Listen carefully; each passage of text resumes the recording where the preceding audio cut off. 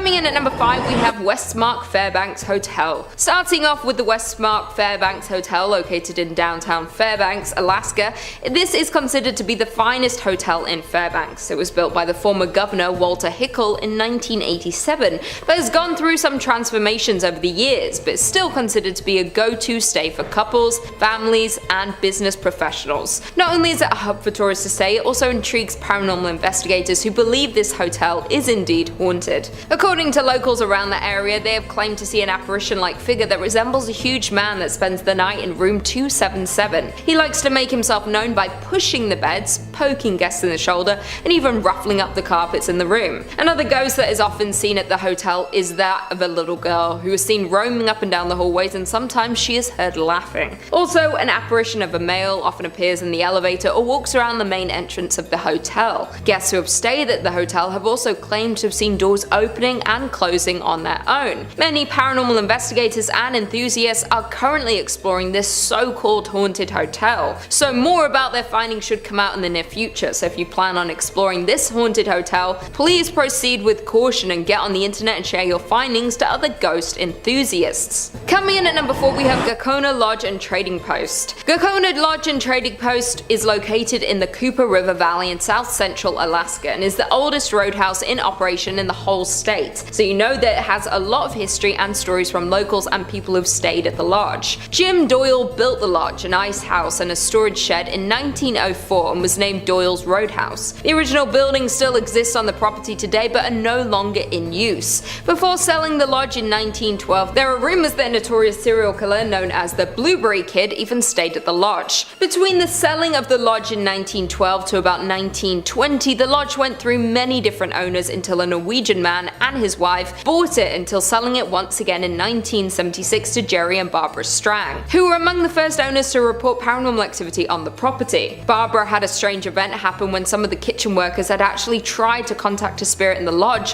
when the power just suddenly went out. Yes, the power did sometimes go out in the lodge because of the harsh weather, but Barbara definitely believes that this time it was in fact the work of the paranormal. Another story is about a man named John Paulson who would frequent the lodge not only as a customer but also a business partner as well. John always stayed in room number 5, and to this day people report hearing stomping coming from that particular room. John was an avid smoker, and stories from people that stay at the lodge today say they can always smell tobacco coming from room 5, even though there has been a no smoking policy at the lodge for almost a decade now. If you are brave enough to visit this paranormal lodge, you could even ask to stay in room 5 and maybe be able to hear the stomps and smell the tobacco. Coming in at number 2, we have Tonsina River Lodge. Next on this list is the Tonsina River Lodge, which is located in Tonsino, Alaska, and is part of the Copper River Valley area. The lodge is considered to be the centerpiece of Tonsina Valley. Originally named the Donaldson Roadhouse, it was built by Jim Donaldson in the 1900s, and then later in 1902 Jake Nafstad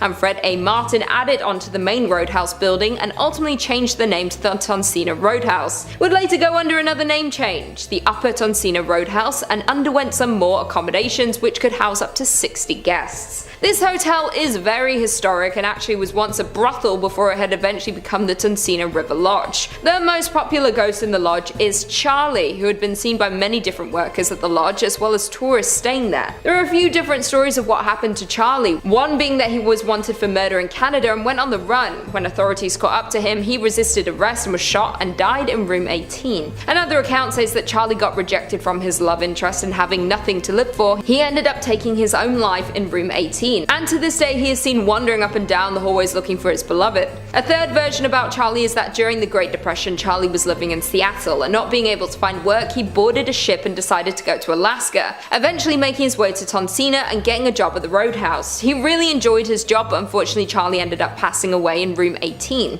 His body was buried on a hill behind the Roadhouse. People believe that Charlie was so happy with his life at the lodge, even in his afterlife he never left. Many people who have come in contact with Charlie say that he is a very friendly and peaceful ghost, and workers and tourists say they were not feared by Charlie. So if you're intrigued by Charlie and his story, you can go visit Tonsina, Alaska and stay in his old room. And finally, coming in at number 1, Hilton Anchorage Hotel. The Hilton Anchorage Hotel is considered to be a very famous place in the United States. Located in downtown Anchorage in 1916, it was first owned by Frank Reed. Many ghosts have come to stay in this hotel since the gold rush and have never left. One ghost that frequents the hotel is the first chief of police in Anchorage, who often is seen in the night hours around the hotel. The story says that he was shot during the Prohibition days with his own in the alleyway of the hotel, was then dragged into the hotel to try to recover from his wounds, but would soon pass away there. Another ghost that is often seen roaming the hotel is a bride. Many visitors have seen her tall silhouette, dressed in white in dark hallways and mirrors throughout the hotel during the evening hours, as well as the ghost of a little boy roaming the halls of the hotel. Guests who have stayed at the hotel have reported frequent ghost sightings in various rooms such as 217, 215, 205 and 202. Over the many years, there have been so many ghost sightings at this particular hotel that the hotel even keeps a log at the front desk of all the eerie experiences that have happened to guests and workers. The hotel has truly survived the test of time after going through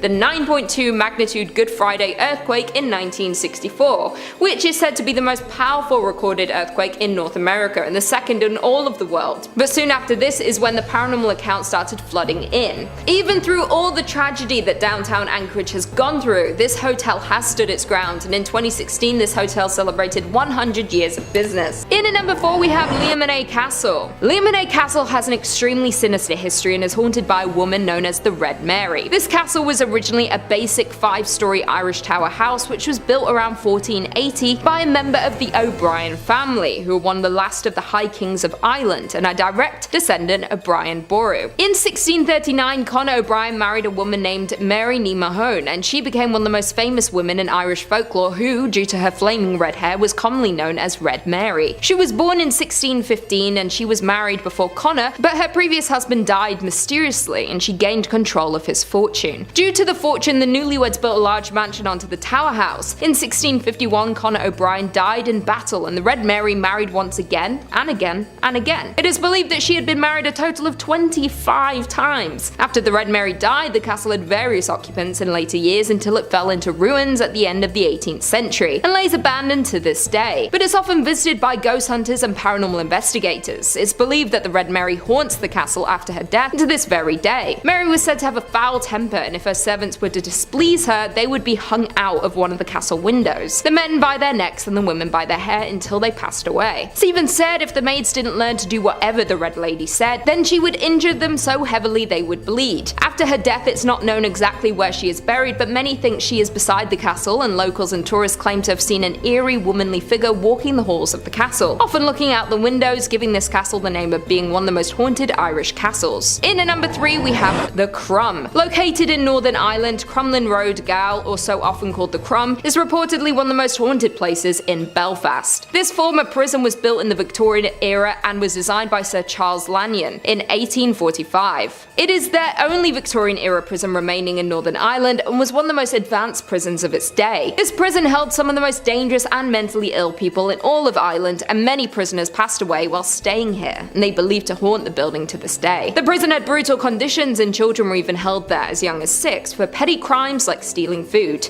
This prison held executions, and the first known execution was done in 1854 to a man named Robert Henry O'Neill. It's believed over 20 people, including Robert, had been buried in unmarked graves within the grounds of the Gaol. These executions were a public demonstration, were held in crowds of up to 20,000 people to watch. Later in 1901, there was an execution chamber built, and the most dangerous prisoners were sent to this notorious prison to be executed. After closing its doors in 1996, it is now used for events and conferences, and during the Halloween season, it's open to ghost hunting experiences and for paranormal investigators. This infamous prison is featured on the list of the world's most notorious historic prisons, and tourists continue to flock here due to the amount of paranormal activity and ghost sightings over the years. In at number 2 we have Malahide Castle. The Malahide Castle lies in the village of Malahide just north of Dublin and dates back to the 12th century. The estate began in 1185 when Richard Talbot was granted the lands of Malahide, and it was home to the Talbot family for 791 years until 1976. The castle was eventually inherited by the 7th Baron Talbot, and in 1973 it was passed down after his death to Rose, his sister. Then in 1976 the castle and its grounds were sold to the Irish state. Nowadays the castle is used as a concert venue, tourist attraction and banquet events. It also features a popular botanical garden, sports ground, golf course, tennis court and a children's children's playground. The castle's best known rooms are the Oak Room and the Great Hall, which display Talbot family history and are known to be visited often by paranormal investigators. The tragic story of a murdered jester named Puck is the most notable ghost who haunts the castle. Stories say he had fallen in love with one of the Malahide's prisoners, Lady Eleanor Fitzgerald. Puck was found out when he was stabbed in the heart, ultimately dying, but with his last breath he swore to haunt the castle for all of eternity. Locals and tourists see the ghost of Puck roaming the castle grounds. It's also believed that many members of the Talbot family also haunt the castle. When in the late 1700s, 14 members of the family sat down for breakfast in the Great Hall, and then later that night all 14 people were suspiciously found dead. It is rumoured to be one of the most haunted castles in Ireland. The castle's residents, workers and visitors have all reported similar eerie happenings, and you can learn about all of the different ghost hauntings on the very popular ghost tours, including Puck. And finally, in at number 1 we have Grace Neal's Bar. Not only are castles and buildings haunted in Ireland, but there is an Irish pub by the name of Grace Neal's Bar that is a popular haunted place. This Irish pub is located in County Down and was built in 1611 and is one of the oldest bars in Ireland. Originally this bar was called the King's Arms when it was first established, until it was taken over by Grace Neal. Grace spent years serving drinks to the bar goers. She was known to greet every guest with a kiss on the cheek and a hug, and she was described as having a strong spirit. It's believed by many that her ghost has stuck around the bar ever since her death in 1916. Cold spots are felt around this warm atmosphere, and some have reported seeing a ghostly figure of a Victorian-era woman wandering around the front bar. The current owners of the bar often hear sweeping noises, footsteps and glasses and cups have fallen suddenly off the shelves for seemingly no reason. Not only is Grace the only spirit haunting the bar, staff members of the bar have regularly seen shadowy figures of men passing by in the upstairs area. Several different ghost hunters have visited the 400-year-old pub in order to try and find answers for the unexplained sighting, including medium Derek Ackera and the most haunted team. One ghost hunter, Mike Hearns, believes he had come across an evil spirit when he was investigating the bar. He stated that the anomaly appeared before him as a ball of light upstairs and was very evil and unpleasant. Spirits suck the energy from people, and he claimed to get very out breath. In at number 5 we have Ross Castle. The Ross Castle is one of the most haunted places in all of Ireland. It's located on the edge of Loughliney and Killarney National Park in County Kerry.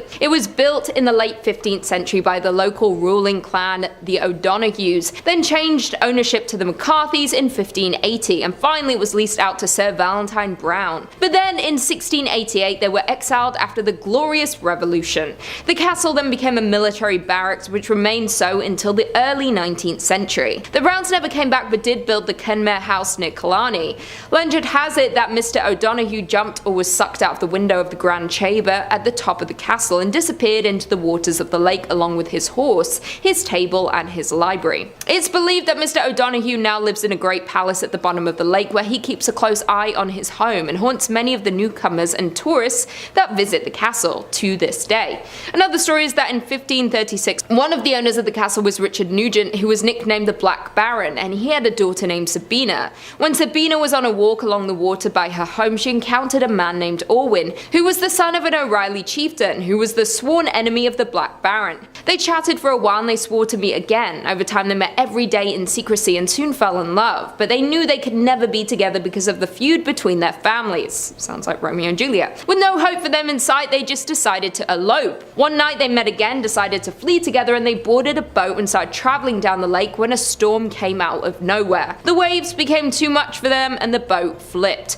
Orwin unfortunately drowned because of this. Sabina did survive, but knowing her lover was gone, she locked herself up in the castle's tower, didn't eat or drink until she fell into a deep sleep to never wake up again and finally be with Orwin again. Sabina eventually did pass away because of this, and to this day she continues to haunt the castle. Visitors and guests make frequent encounters with her spirit, saying she is still searching for her lover so they can reunite again. And the Black Baron's presence has also been reported by visitors in and around the castle on numerous occasions. Many tourists have frequently reported waking up numerous times throughout the night, hearing sounds of doors shutting on their own and whispering noises. Few others have also said they feel an eerie presence sitting next to them while in bed. In at number 3 we have Clifden Castle. Clifden Castle is located in County Galway and was built in 1818 for John Darcy, who was a local landowner and the owner of the town of Clifden. He had a castle built for him and his large family while he was busy building up the town, and it's where they all stayed for the next 2 decades. In 1839 John died and his oldest son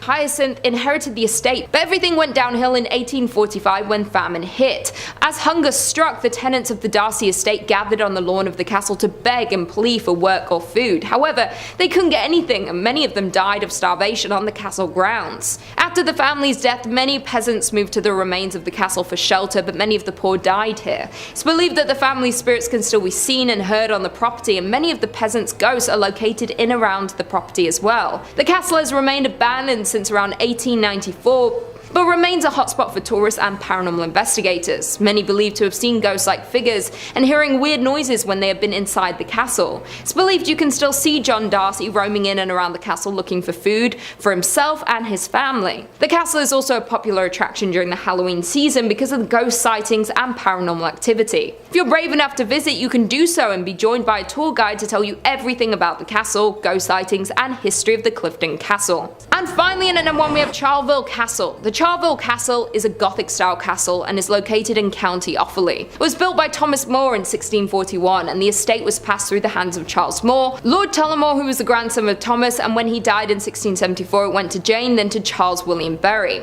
The original mansion was extended into the beautiful castle it is today. Commissioned in 1798, was designed by Francis Johnston, and was built between 1800 and 1812. The most famous of the ghost scene is that of the little girl named Lady Harriet, who died after a fall off a staircase in the castle. Another ghost scene is Lady Harriet's uncle Henry Walter, who died at the age of 7 from influenza. Although he died in London, his body was brought to Ireland and he was buried in the family vault. The volunteers describe Henry and Harriet as terrible twins, as these spirits seem to be very mischievous, and there is even a famous picture taken in the castle that shows a shadowy little boy. The library that is located in the castle is said to be a hotspot for paranormal activity. People who have visited the library have witnessed a dark shadowy form of an older person on the grounds coming from the door, so the children aren't the only ghosts located in the castle. The Charleville Castle has been claimed to be the most haunted building and grounds in all of Europe. It appeared on many TV shows like Most Haunted, Scariest Places on Earth, and Ghost Hunter International. It was also the location for many movies like Becoming Jane, Northanger Abbey, and The Green Knight. It's a huge haunted attraction and has been visited by many different psychics and paranormal investigators. Number 5 on this list is the Seelbach Hotel. Seelbach Hotel is located in the heart of Louisville and has been there for quite some time. Virginia Travel Tips says, in 1905 the Seelbach Hotel in Louisville opened its doors. For more than a century, this exquisite historic hotel has functioned as one of Kentucky's most important historical landmarks. The hotel, on the other hand, is notorious for its ghostly activity. Patricia Wilson, the Lady in Blue, is one of the hotel's most famous sightings. She was a woman who had recently divorced her spouse and intended to meet him later at Seelbach to try and work out their differences. Unfortunately, her husband died in a car accident and never showed up. She was devastated by the loss and she died not long after that. As a result, guests notice a woman in a blue outfit strolling around the hotel. Other ghosts have been reported at the hotel, and they include a woman dressed in old, worn-out clothing who was approached by a staff member attempting to communicate with her, but then she disappeared. Most of the encounters with this woman have been tame, but there have been some that have gotten quite aggressive. Some teenagers were apparently making fun of her or doing something that they shouldn't have been doing, and she responded by literally clawing and scratching at one of them, leaving horrible marks behind. The victim also said that it felt as if she crawled into his brain and told him horrible secrets about himself that he'll never be able to forget. A hotel like this is supposed to be nice and relaxing, but based on what I've read, I don't know if that's going to be the experience you get at Seelbach. Number 4 on this list is the Talbott Tavern. Really too bad that this place is haunted, because it would have been a pretty nice spot to get a brew if it wasn't. Virginia Travel Tips says, built in 1778, the Talbott Tavern is located in Bardstown, Kentucky. Currently, the Haunted Kentucky Tavern serves as both a restaurant and a 5-room B&B, and it's known for being haunted. A former accountant recalls coming across a man in a long coat strolling across the top floor. He then turned to face her and began laughing uncontrollably. Another famous hotel resident was the Lady in White, who forced a couple to flee the hotel in the middle of the night since she was hovering over them while sleeping. Many workers and visitors to the residence have related accounts such as orbs floating around the rooms, flashes of lights without cameras being seen, objects moving on their own, and doors opening and closing when no one's in the building. I, for one, am not trying to wake up to a ghost just hovering over me, guys. Honestly, it might give me a heart attack and, well, I'd never wake up again. This place is weird because no one really knows why it's as haunted as it is, but there's no doubt that it's teeming with paranormal energy. Pick a different place to go get a drink if you're in Kentucky. Number 3 on this list is the Kentucky State Penitentiary. We always got to include the creepy jail in one of these lists, guys, and this is Kentucky's. Virginia Travel Tips says the Kentucky State Penitentiary is situated near the Tennessee border on a sharp bend in the Cumberland River. In the 1800s, a maximum security jail was built there. It is a gorgeous place from afar, but up close, it is a death and ghost machine, according to a local author and paranormal investigator. Thousands of men have been executed in the prison's electric chair, known as Old Sparky. During his death row cell inspections in the late 1980s, a guard had a terrible incident where no one stayed. He was greeted by a prisoner who was reading the Bible. When he returned to his office, he asked about the prisoner's meal, only to discover that no one was in that cell. When he returned to the cell, he discovered that it was empty except for a small Bible on the floor. Yeah, kinda weird. More strange occurrences were recorded around the institution, with many reporting seeing a reflection of an inmate who attempted to shock them. Okay, so honestly guys, I want to take this as seriously as possible, but Old Sparky? Like, imagine dying in a thing called Old Sparky. Like, I think it's meant to electrocute people, but why does the killing chair sound so cute? Kinda sounds like something that you name your dog, not a murder weapon. Anyways, Old Sparky has certainly done its job though, and now the place is super haunted. Most of the prisons we talk about on this channel you can go visit if you like, because they're all typically abandoned. That's not the case with this one though. The Kentucky State Penitentiary is still fully operational and has tons of prisoners in it. Not only do these people have to chill in jail, but it just so happens that their jail is also haunted. Number 2 on this list is Mammoth Cave. So we actually spoke about Mammoth Cave on this channel before in our series about top 5 terrifying caves where evil awaits, so if that interests you, then go check it out. It made that list because it was super haunted, and naturally it has to make this one as well. It is, as you'd expect, located in Kentucky. It is the biggest cave in the state by far, which is why it's named Mammoth Cave. Most of the cave has been unexplored, which is kind of nuts considering we've already seen about 400 miles of it up until this point. This has been an area of interest to people for thousands of years.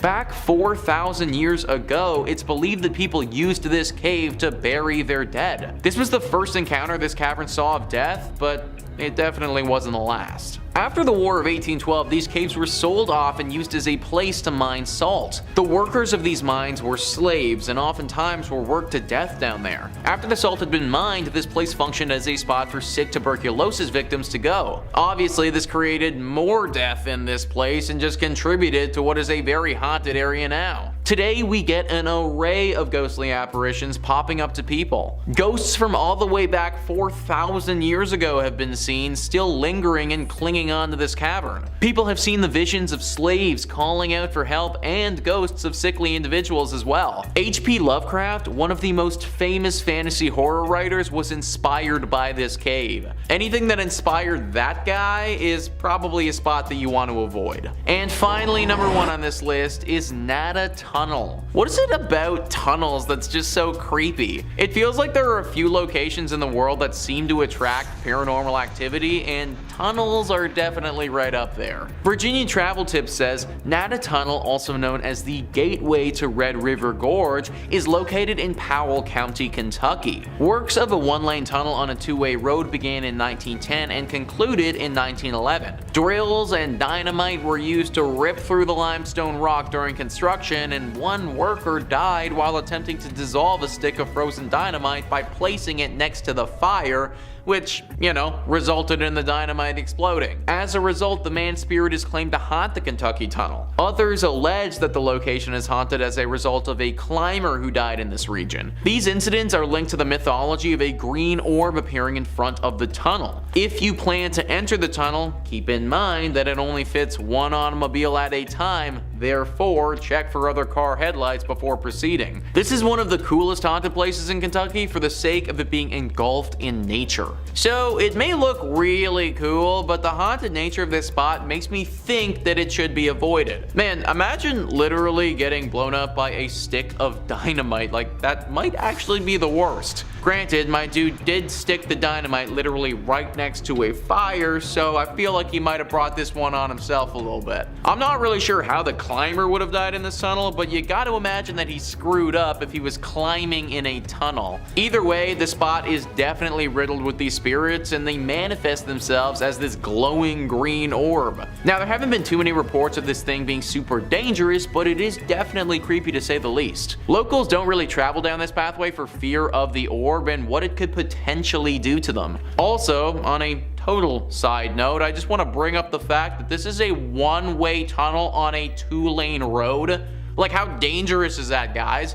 What if it's foggy or something and I can't see all the way down the tunnel to the other car? That is literally the dumbest road design I have ever heard of. Maybe the legend was just created by the locals because they know how dangerous this freaking tunnel is. Regardless of what it is, I recommend staying away. In at number 5 we have Davelis Cave. Davelis Cave is one of the most famous and well-known haunted caves in the world, and tourists and locals visit often to try and come in contact with the paranormal spirits that haunt the cave. It's located in Pendle Hill, a mountain to the north of Athens, Greece, and has been around since the 5th century. Back then it was used as a marble quarry by the builders of the Acropolis, and the cave was actually discovered by accident during work for the extraction of marble. During the Middle Ages it was used by Orthodox Christian hermits, and later on a small church was built at the entrance of the cave, featuring an unusual double layout, one part devoted to Saint Spiridon and one to Saint Nicholas. It was used as a place of worship for the followers of Pan and the nymphs. It is also believed to have been, and still could possibly be, used by other religious groups, mainly occultists. The cave got its name from a belief that an infamous 19th century thief and robber named Daveli used the cave as a hideout, and legend has it that he hid his treasures inside the cave,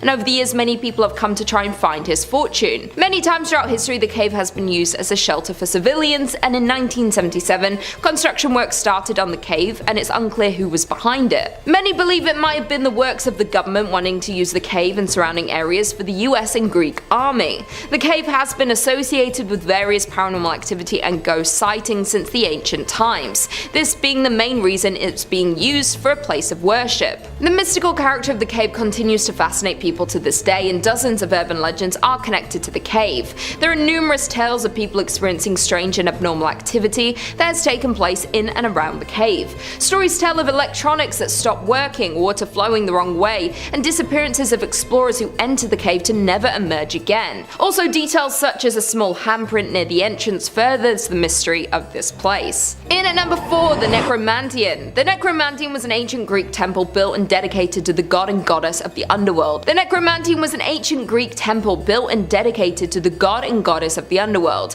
Hades and Persephone. According to tradition, it was located on the banks of Acheron River in Epirus, near the ancient city of Ephria. This site was believed to be the door to Hades, the realm of the dead. The word Necromantian means oracle of the dead, and the faithful came here to talk to their dead ancestors. Other temples were known to house oracles of the dead, but the Necromantian of Ephira was the most important. It belonged to the Thesprotians, the local Epirot Greek tribe, and they would participate in rituals involving elaborate ceremonies where they would seek to speak to the dead. The people would eat specific foods like pork, bread, and oysters, said to cleanse the body, and would proceed to sacrifice a sheep, and the faithful would descend through a series of meandering corridors, leaving offerings to the people as they passed through the iron gates. The celebrants would then witness the priest arise from the floor and fly throughout the temple, said to be possessed by the souls of the dead. The Necromantian was also described as the entrance by which Odysseus made his Nekia, which is the ancient Greek cult practice and is a rite by which ghosts were called up by the Greeks and questioned about the future. This temple was believed by many to be the final resting spot. Once they passed on and their bodies decayed into the earth, their spirits were released, and the Necromantian was the final resting place for the dead. Many locals and tourists come to try and communicate with the dead. There is an abundance of paranormal activity in this place, and it is known as an entryway to the underworld and is one of the only direct channels on Earth for the souls of the underworld to come and communicate with humans. In at number 3 we have Salem Mansion. The Salem Mansion is a dark, mysterious and eerie abandoned mansion located in Thessaloniki. The villa was designed in 1878 by Xenophon Paeonides, who was known to be the most famous Greek architect in Thessaloniki. The mansion was bought in 1894 by Emanuel Salem, who was the most important lawyer in the city and an eminent member of the Jewish community. It remained in the family for over 20 years and the family gave its famous name the Salem Mansion. During World War I, the villa had changed hands after the Salem family left in 1915, and it became the consulate of the Austro-Hungarian Empire for more than half a century. In 1978, the mansion was damaged extensively by an earthquake that devastated Thessaloniki. To this day, the house still belongs to the Italian state but remains deserted. There have been many plans to restore the villa, but for some reason it is yet to be done. This mansion is a very mysterious place, and even just looking at it you can sense the fear and horror. There are many legends about the place, and many paranormal investigators visit this infamous place to try and communicate with whatever horrific beings haunt the mansion. Many people speak of when they have visited the place that they felt cold air around them, even in the middle of summer, hearing doors close out of nowhere and hearing steps all throughout the house. Locals have mentioned that they stay away from this sinister house due to all the stories and sightings that have happened here. Many thinks it's cursed and stay as far away as they can. In 2013, the producers of the hit TV show American Horror Story used a photo of the Salem Mansion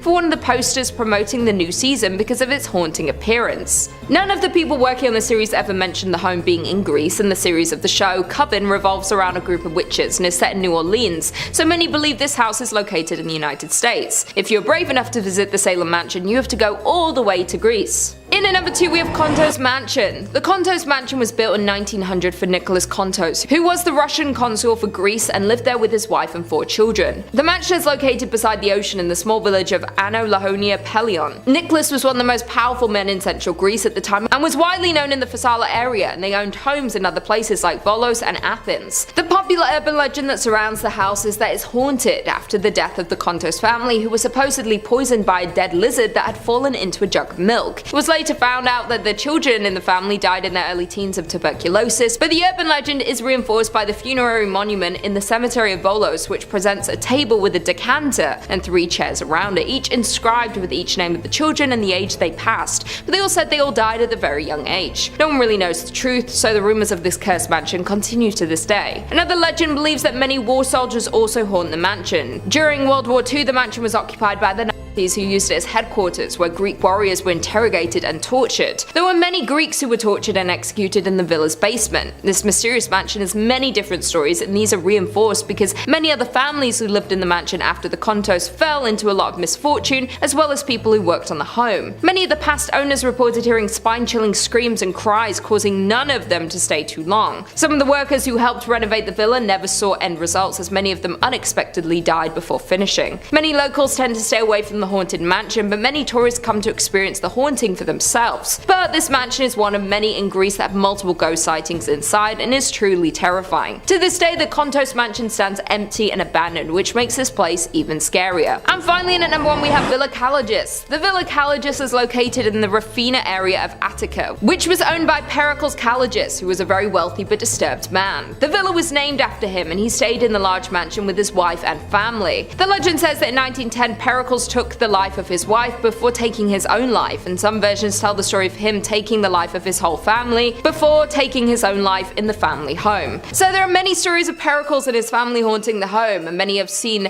family members running around the home and hearing mysterious footsteps. During World War II, the home had been taken over by who used it to imprison and torture Greeks in the cellar, who many believe haunt the cellar to this day. Years later, while attempting to demolish the home, the bulldozer being used suddenly stopped working while approaching the house, and after 2 of the workers died from sudden heart attacks, all thoughts of knocking down the home were abandoned. Another popular legend regarding the haunted mansion is that Anau accepted a bet from his friend that he couldn't last a night in the famous haunted house. Well, he did last the night, but when his friend came in the morning to check on his friend, he found him dead in the home. It's said that nothing at all is able to grow for a few meters around the building. Experts who have investigated this phenomenon found that the atmosphere surrounding the house is uncommonly high in negative ions. Kicking off the list at number 5, the Mission of San Miguel, 1610. The birthplace and historic site, the original San Miguel Church was most likely built shortly after the founding of Santa Fe in 1610 and is claimed to have been the first ever church built in America. Churches are already creaky and creepy, then this is the oldest one in the States?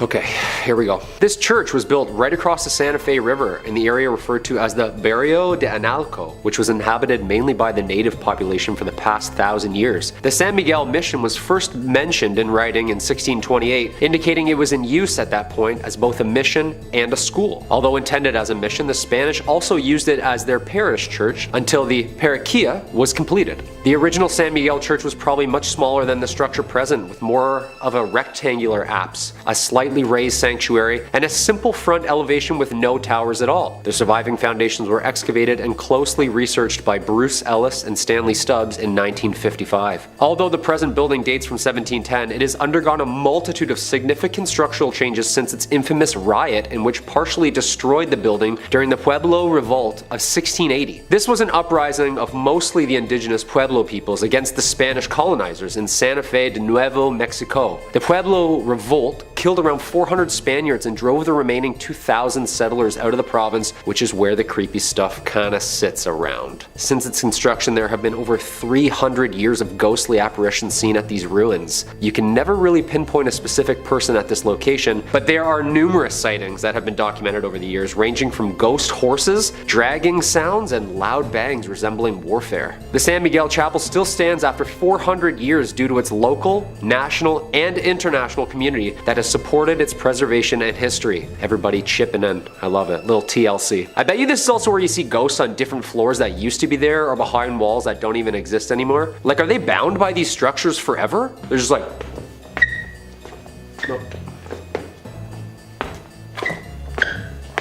Forever? Number 4, La Posada Hotel, 1882. Located at 330 East Palace Avenue in Santa Fe, New Mexico, La Posada Hotel is more than 100 years old, finishing construction in 1884. A lively and prominent spot for celebrities in town during the 1900s, it was originally built to be the home of Mr. Abraham and Mrs. Julia Stabb.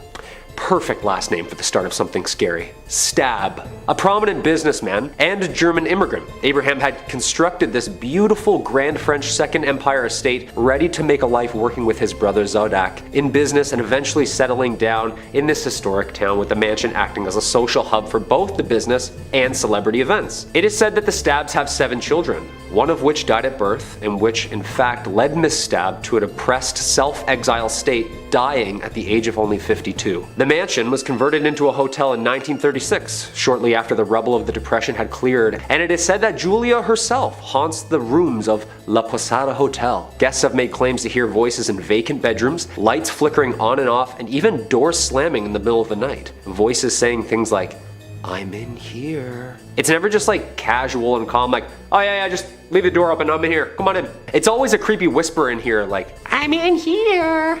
Too creepy. La Posada Hotel Resort and Spa still remains one of New Mexico's most haunted hotels and is active and encourages overnighters to check out the Julia Stabb package, which involves a ghostly tour, history lesson of the grounds, a lovely dinner away from the kids, and a day done right by the pool or spa. Unfortunately, I won't be taking them up on the Stabb package at any time soon. Not at all. No chance. I hear one thing in the middle of the night and I'm out, and I'm up quickly. 12 seconds flat. I'm just like...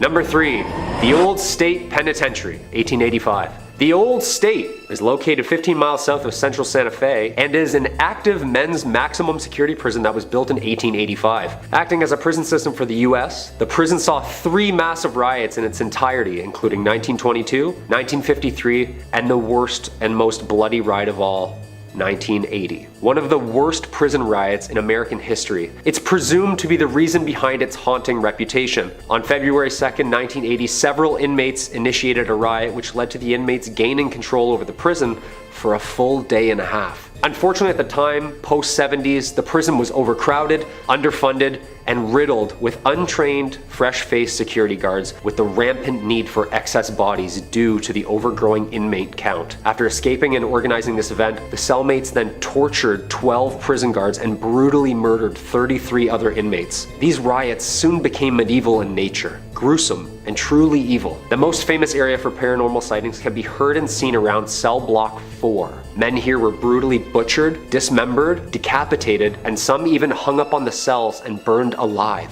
This section of the prison was closed in 1998 and is now referred to as Old Main. As if that history isn't dark enough, witnesses and researchers claim that there's a ton of spirits that roam this prison. Dark figures and ghostly shadows have been seen roaming the cells and halls, unexplainable slamming of cell doors, men's voices, strange noises, and even echoed screams can be heard at this location. This is why I don't even jaywalk, people. Stay a couple nights at this haunted prison looking at axe marks on the ground? Yeah, no, I'm getting my phone out right away. I know exactly who I'm gonna call. Yeah. Number 2, the Amador Hotel. Located at 251 West Amador Street at the corner of Water Street and Las Cruces, which translates to the Crosses, an area in New Mexico spanning as far back as the settled early 1800s, was thought to be an early mass gravesite for the amount of crosses present in the city. The Amador Hotel has stood serving the community in multiple ways over the years, including a courthouse, a post office, a bank, hotel, and even a county office center. Yeah, can I get 2 stamps, please? Thanks. Built in 1866, the Amador Hotel is a popular Las Cruces ghost tour, and some of the rooms were even used as jail cells. Hey, you're grounded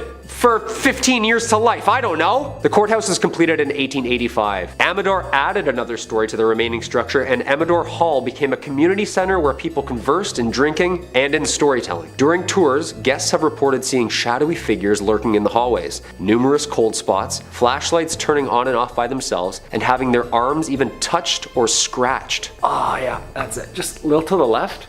That's perfect. Some even say it's the work of a little ghost girl named Annie, who frequently visits the room on the 2nd floor. Giggling. Like, giggling is great and all until like a 200-year-old spirit giggles right in your face. Like, what is still funny? This is terrifying.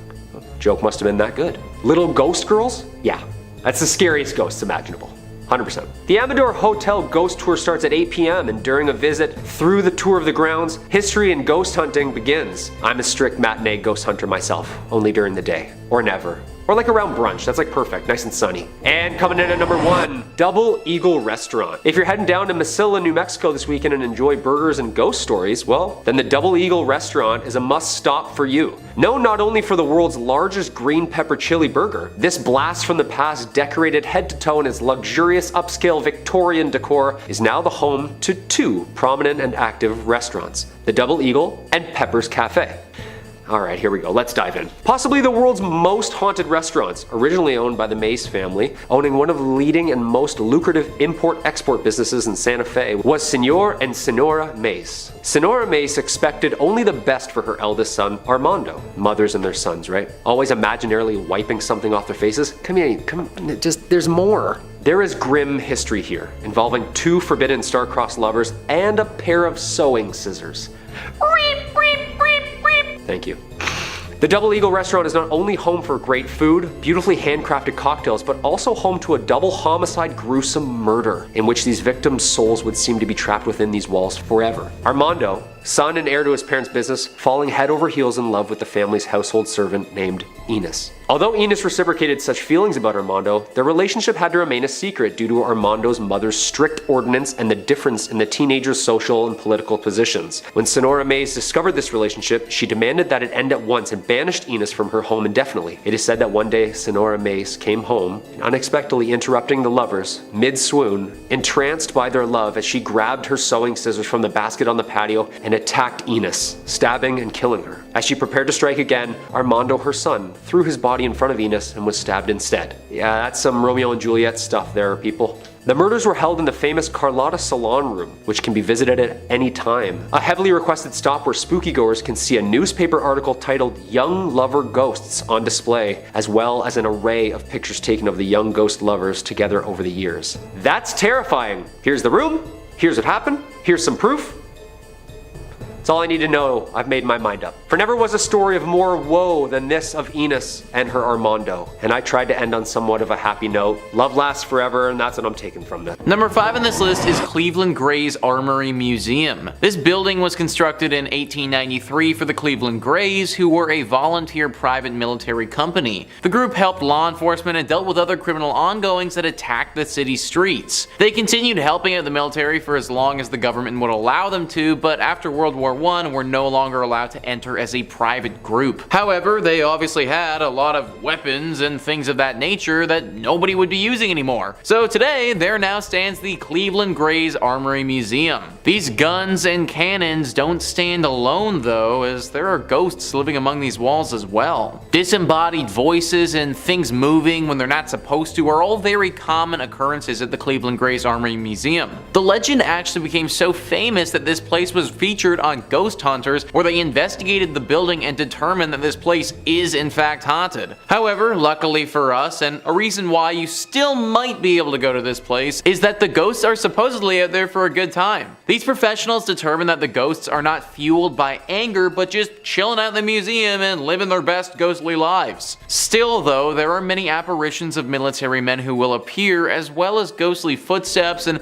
sounds that just don't make any sense at all. It's all very creepy, even if the ghosts are only out for fun. It would probably be a pretty cool place to check out, just make sure that you aren't faint of heart. Number 4 on this list is Erie Street Cemetery. This is apparently one of the spookiest places in the state, and not a spot that you should want to be burying your loved ones. Only in your state rights. In 1826, this charming cemetery was established on East 9th Street, though it was known as Erie Street at the time. Before then, a community burial ground was maintained near modern-day Public Square. Expansion, of course, eventually caught up with the cemetery, and it's now right across the street from Progressive Field. This growth once threatened the cemetery's existence, as bodies were removed from the cemetery in the early 1900s to make space for the new development. This preparation was shut down when the Pioneers Memorial Association was founded, so the burial grounds remains, yet it now feels oddly out of place. Perhaps one of the most unforgettable stories is that of Jock Ossaut, also known as Walking Bear. Jock Ossaut was the proud chief of the Meskwaki, a tribe that existed in Iowa. Following the conclusion of the Black Hawk War, Jock Ossaut came out east to hunt. He made the acquaintance of Dan Marble and joined his theater troupe, traveled to England, and even came into the favor of Queen Victoria. However, he fell ill and parted ways with the troupe. Legend maintains that Jock Ossaut was making his way home to his ancestral lands, anticipating his demise, but that he passed in Cleveland before he reached his intended destination. As a result, local myth maintains Jock Ossaut remains eternally restless. His local friends like Dr. Horace Ackley arranged for his burial in Erie Street Cemetery. His dismay at being unable to return home caused him to crack his stone grave marker. This ghost has been spotted so many times and haunts those who pass by here. He's even said to haunt the Cleveland Guardians baseball park, which is just across the street from this cemetery. His ghost is forever restless and just wants to get home, but I'm not sure that he ever will though. Number 3 on this list is South Bass Island Lighthouse. Located in South Bass Island on Lake Erie, this lighthouse and the island it's on is honestly rather beautiful. Super cute and super quaint, it's kind of like the place that you'd want to go for a day trip with your significant other. However, you may not want to take said significant other to the South Bass Lighthouse itself. It housed lighthouse keepers in the late 1800s. The weirdness began back in 1898 with Harry Riley, the lighthouse keeper, and his assistant Sam Anderson. Anderson was a bit of a weirdo. He was said to have captured snakes on the island and then bring them to the basement of the lighthouse, where he kept a bunch of them. Anderson apparently lost his mind though during the time that he worked at this place. Apparently there was a small epidemic and he freaked out at the prospect of having to stay in quarantine. Triggering a little bit? It's thought that he took his own life by jumping off of the cliff portion of the island. Then later on, the lighthouse keeper Harry was found hopelessly mad running around the island like a lunatic. It was the two stories of these men that launched the legends of a haunting at this lighthouse. People are very scared of the lighthouse as they believe it to be haunted with some sort of demon that will make you go insane. A lovely and quaint little spot, but one that if you spend too much time at will literally have you lose your mind. Not to mention the ghosts of these two men have been spotted from time to time running around frantically, looking as if all their wits are totally gone. Number 2 on this list is Edwin Shaw Hospital. Edwin Shaw Hospital has truly seen it all, and it's no wonder that it's deeply haunted today. It initially opened in 1915 as a hospital specifically for tuberculosis. Then a few years later, a side wing opened up to care for pediatric patients. Needless to say, during these periods there was a lot of death that took place. Then in 1947, things changed drastically and became a place for abandoned children, those who lost their parents, or those who suffered. For the next few years of this place's operation, there were a decent amount of scandals that took place. Tons of reports of mistreatment of these children, with some patients even taking their own lives during this time. Eventually this became a psychiatric hospital as well, and as you can probably imagine, it saw its fair share of human rights violations and scary things. Now, this place is no more, it's completely demolished, but the area is still deeply haunted. Ohio Exploration went prior to its demolition in 2017 and saw its haunted nature firsthand. They write, "Of course, with such a rich and diverse history, it is no surprise that Edwin Shaw was said to be haunted. The spirits of not only the tuberculosis victims, there are 246 buried in the hospital cemetery, but also of those children who took their own lives and those who fell victim to ill fates were said to haunt the hospital and its grounds. Doors opened and closed by themselves, and sounds of spectral footsteps were often heard in the halls. The sounds of a meal being served in the mess hall were heard quite frequently, but upon inspection, the hall was completely empty. Ghostly humming and other odd sounds were heard in Sunshine Village, where the bulk of the paranormal activity was said to take place. Be very careful, guys, of this place in Ohio." Number 1 on this list is Moonville Tunnel. Moonville Tunnel is a deeply haunted tunnel in Ohio that locals are perpetually afraid of. Jim Reed says, according to local legend, the ghost is that of a railroad worker who was crushed by an oncoming train in the spring of 1859. The newspaper article from the MacArthur Democrat dated March 31st, 1859 reads, "A brakesman was fatally injured when the wheels passing over and grinding to a shapeless mass the greater part of one of his legs." Talk about graphic. Most who claim to have sighted the ghost in Moonville Tunnel say that he carries a lantern and is sometimes seen as a hovering orb of light. At least 4 other people were reported to have been killed at Moonville Tunnel as well, although the details, they kind of vary. Some legends claim that Moonville was struck by a plague and quarantine, and that the ghosts are of those killed by the epidemic. Others state that the ghost is that of a pregnant woman struck by a train, and still others claim that it was an 8-foot tall man who was struck. However, none of these legends are quite as popular as the initial one. This tunnel appears on tons of the most haunted Ohio lists, and it even has a pretty massive section on Wikipedia dedicated to how haunted it is. That can't be said for most other places, and just kind of leads to the legitimacy of these ghosts. On the Wikipedia page, there are also extensive stories about the Lavender Lady, the engineer, and the bully, who were all apparently characters that died due to this train many years ago.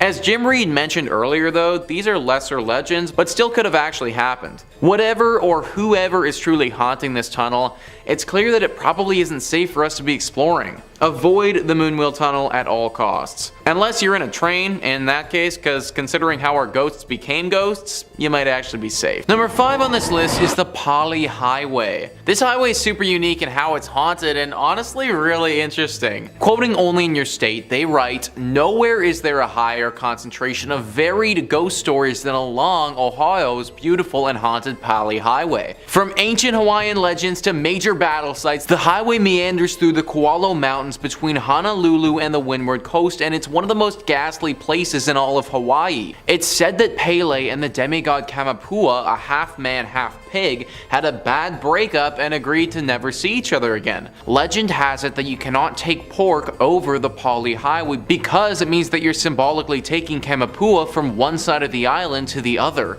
If you try to bring pork across, your car will stop at some point along the journey and an old woman with a dog will appear. To continue along your way, you must feed the pork to the dog." Alright, so first, Hawaii is freaking awesome. I've done so many videos about so many haunted places, but never once have I heard a story about a haunted road where you need to feed pork to a dog. Like, shout out to our Hawaiian ghosts for switching things up. Also, the fact that this road symbolizes the breakup of two gods is pretty awesome. Pele, for those who don't know, is a Hawaiian deity of volcanoes and fire, and as the story tells us, Kamapua is a demigod in his own right. Now, as cool as this story is, I personally wouldn't want to be messing with the god of volcanoes or a half pig, half man superhuman, so if you do go down this road, do as the story says and ditch the meat. Number 4 on this list is the Kaimuki House. Every place that's any place needs to have at least one haunted house, and this is Hawaii's. Only in Your State once again writes, the famous haunted Kaimuki House, located on the corner of 8th and Harding on a foundation of 2 beds of lava rock, is known to many as one of the most haunted places on the island. The house itself looks relatively normal, but the story behind it is anything but. The creature said to reside in this house is a kasha, a man-eating ghost from Japanese folklore, and the stories surrounding its haunting of the Kaimuki House have been extensively documented. The original tale tells of a young couple who moved into the home and their neighbors who, upon hearing loud bangs and crashes, suspected domestic violence and called the police. When the police arrived, the couple claimed that they were being attacked by a force that they couldn't see. So guys, I did some research and looked into this kasha creature, and this is really interesting. One, if it is a kasha, then it's pretty far from home because they're said to reside in Japan. And 2, this one functions slightly differently than a typical kasha would. This creature is said to be a giant, grotesque looking cat thing that runs on 2 legs and looks super mischievous. Typically, a kasha will steal corpses of those who are already dead, specifically people who perform evil deeds in their life. Therefore, it's pretty uncommon for a kasha to actually attack people who are still alive, as the couple in our story reported. All this being said though, kasha are considered to be servants of hell, so I'm not going to put anything past them. This house is the most haunted in all of Hawaii and should be avoided at all costs. Number 3 on this list is Mackenzie State Recreation Area. It's honestly really too bad that this place is haunted because from what I've read, it's quite beautiful. 13 acres of lush Hawaiian nature by the water. Beautiful lookout spots, ironwood trees, but also a bunch of ghosts. Apparently this area has seen some horrible tragedies over the years. Murders and just other horrible things have taken place here and left their mark. The most famous story is of a couple who was recently engaged. They went out to this park and were staying overnight doing a little camping trip. For reasons unknown to the police, this couple was beaten to death and left there. This could have been by a person, or it could have also been done by a demon. Their ghosts are certainly some of the most commonly spotted, but other apparitions are also seen occasionally. It should also be noted that just general scary things happen here on the daily. Screams coming from thin air, drastic changes in temperature, the feeling of a dark aura just hanging over top of you. All of this is part of the norm at this park. And like I said, it's really too bad that it had to be this way because in pictures, this area just looks freaking gorgeous. For obvious reasons though, I can't possibly recommend going here, and I do advise you to stick to some of the other gorgeous spots Hawaii has to offer. Number 2 on this list is Kalihi Valley. The Kalihi Valley is honestly super beautiful and has some amazing natural terrain just like our park. I wouldn't want to go at nighttime though, because if you do, you may run into some night marchers. Legend says that the Hawaiian night marchers are a group of ghostly apparitions resembling ancient Hawaiian warriors. These warriors are heavily armed with spears and clubs and other archaic weapons and bang loud war drums as they march throughout the island. They appear at night with the goal of searching for their next fight and are fated to do this forever until they find it. These warriors were killed many years ago, but it's believed that a curse hangs over them and they're just forever gonna walk this island until they can defend it one final time. The problem is that nobody's really coming to attack Hawaii these days, and these warriors don't have any enemies to slay. Now, the sightings of these phantoms are honestly not as rare as you might think. Many longtime Hawaiian residents have reported having at least one encounter with the night marchers before, with some tourists even saying that they've had run-ins with them. These people are kind of lucky to be living and telling the tale though, because the scariest part about these night marchers is that your life could actually be on the line. It's widely believed that if you were to make direct eye contact with a night marcher, then either you or someone you love is gonna suffer a very grim fate. The only way to save yourself if you happen to stumble upon these warriors, as funny as it may seem, is to lie completely flat on the ground as a sign of respect. I personally don't really know why getting a face full of dirt pleases these ancient warriors, but apparently it does. If you are going to go check out this valley, then just make sure you do it during the daytime and avoid these night marchers altogether. And finally, number 1 on this list is Kaneana Cave. This cave has seen some things, man. Only in Your State says once again, Kaneana Cave, a truly mysterious sight. This sinister story features Kamaholia, a shapeshifter who could transform himself from a shark into a man. He and his human wife gave birth to a son, Nanawa. When the son discovered his taste for human flesh, like all man-eating sharks, he disguised himself as a human in order to trick his victims. He would drag his victims into the cave and eat them. In ancient times, the Hawaiian people were forbidden from entering the cave, fearful that they would be attacked and eaten by this shark man. When residents later found out about Nanawa's true identity, that he was a shark man, they captured and killed him. Today, the souls of those who died here are said to haunt the area, and according to local storytellers,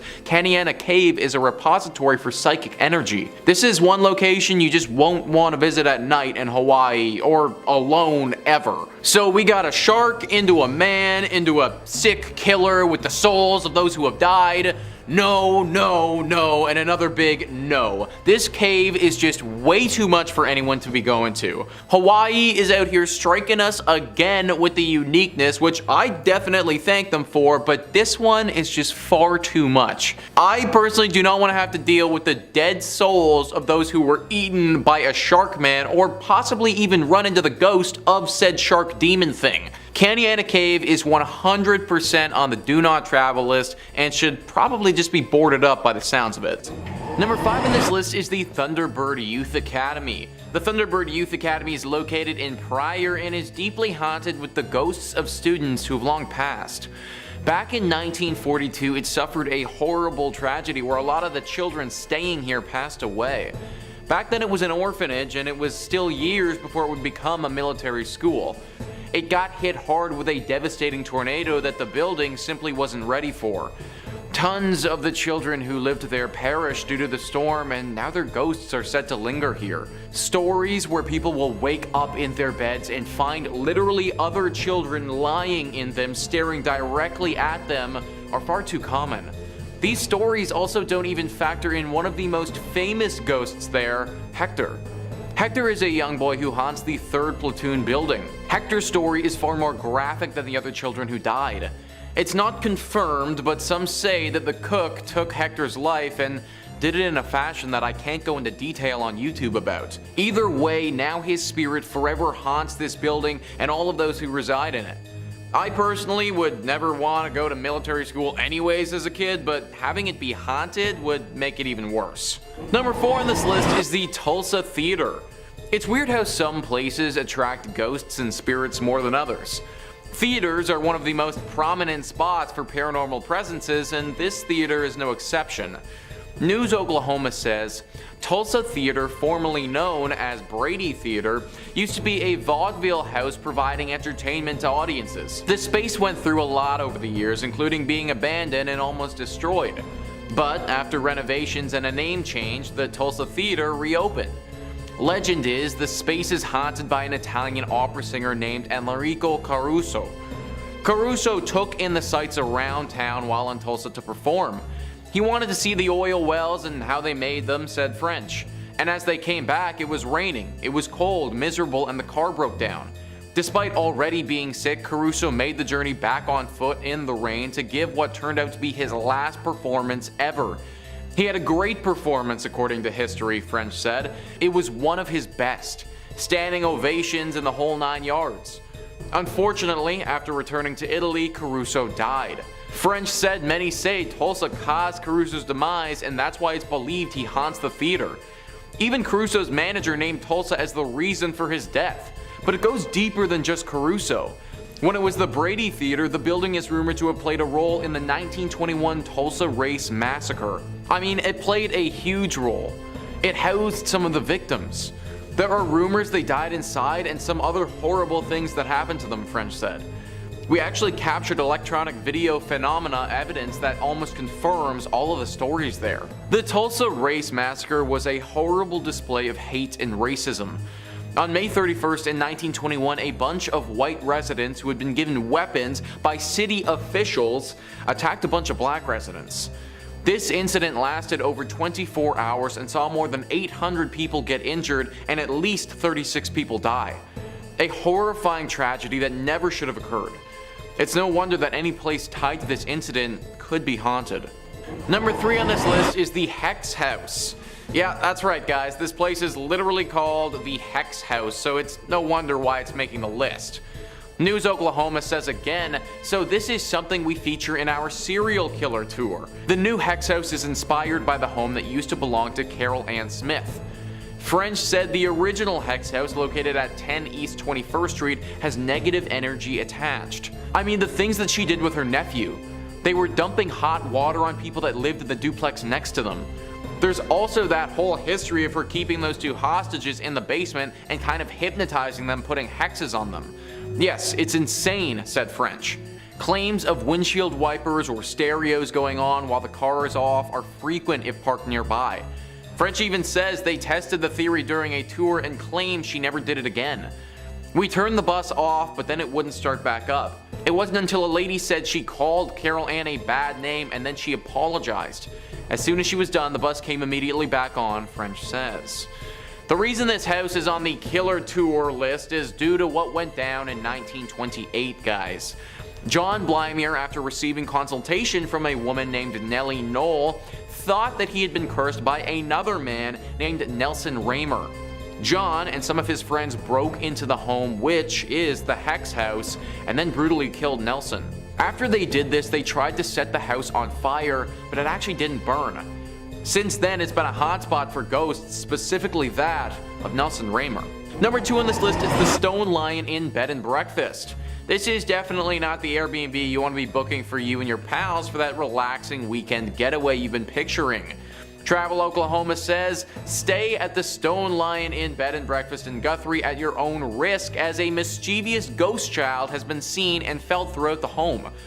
The spirit, said to be that of 8-year-old Irene Houghton, has been known to squeeze the toes of sleeping guests or even crawl into bed with them. The eerie tap tap tap of a child's footsteps has also been heard leading from the 2nd floor to the 3rd.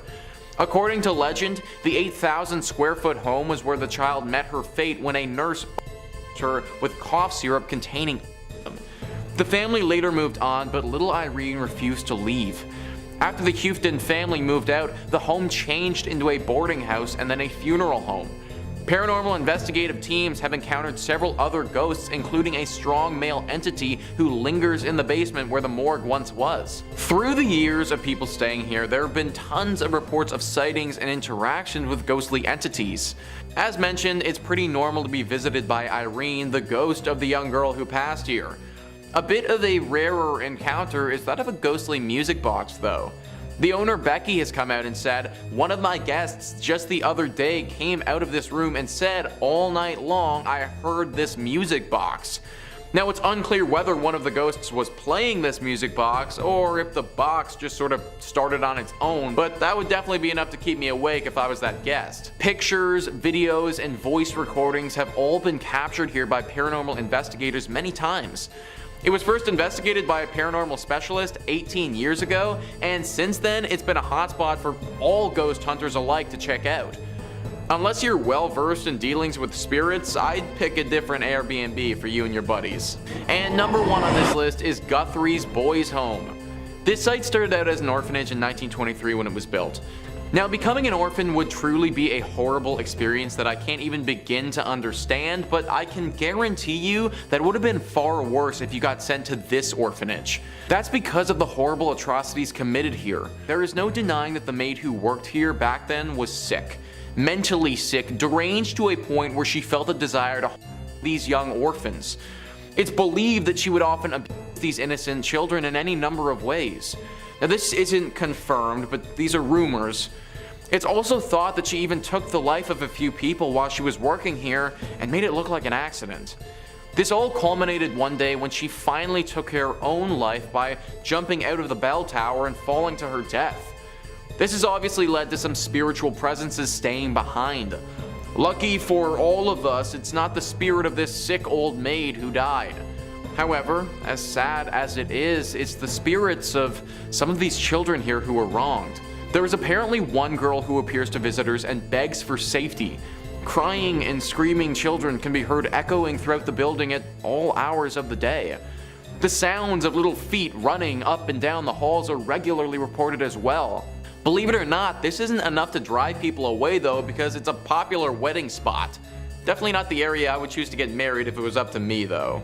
Number 5 on this list is Villa Paula. This haunted place is located in Miami and has quite the interesting guest in the backyard. Thrillist says this stately white mansion was originally constructed as the Cuban consulate in the mid-1920s, home to Consul Domingo Millard and his wife, Paula. The Cuban-born Paula was known to spend her days playing piano and drinking Cuban coffee until she died from complications from a leg amputation in 1932. Legend has it that Domingo interred his late wife in a sarcophagus laid in the backyard. The sarcophagus is still there now, covered by ficus tree roots and nearly impossible to reach. Whether or not it actually contains her mortal remains is debatable at best, but reports of her ghost persist. It's said her ghost is in different rooms there, says History Miami's Dr. Paul George. People who've lived at Villa Paula since have had existential kinds of experiences. Among them, phantom coffee smells and piano playing, a one-legged woman roaming about as well. So there is a literal sarcophagus just chilling in this person's backyard. Can you imagine having that just show up on the house listing? I'd be like, no, we are not okay with that. I'm kind of surprised that no one has gone to go deal with the sarcophagus before. I mean, you can't just leave this thing down there like that and expect the ghost to just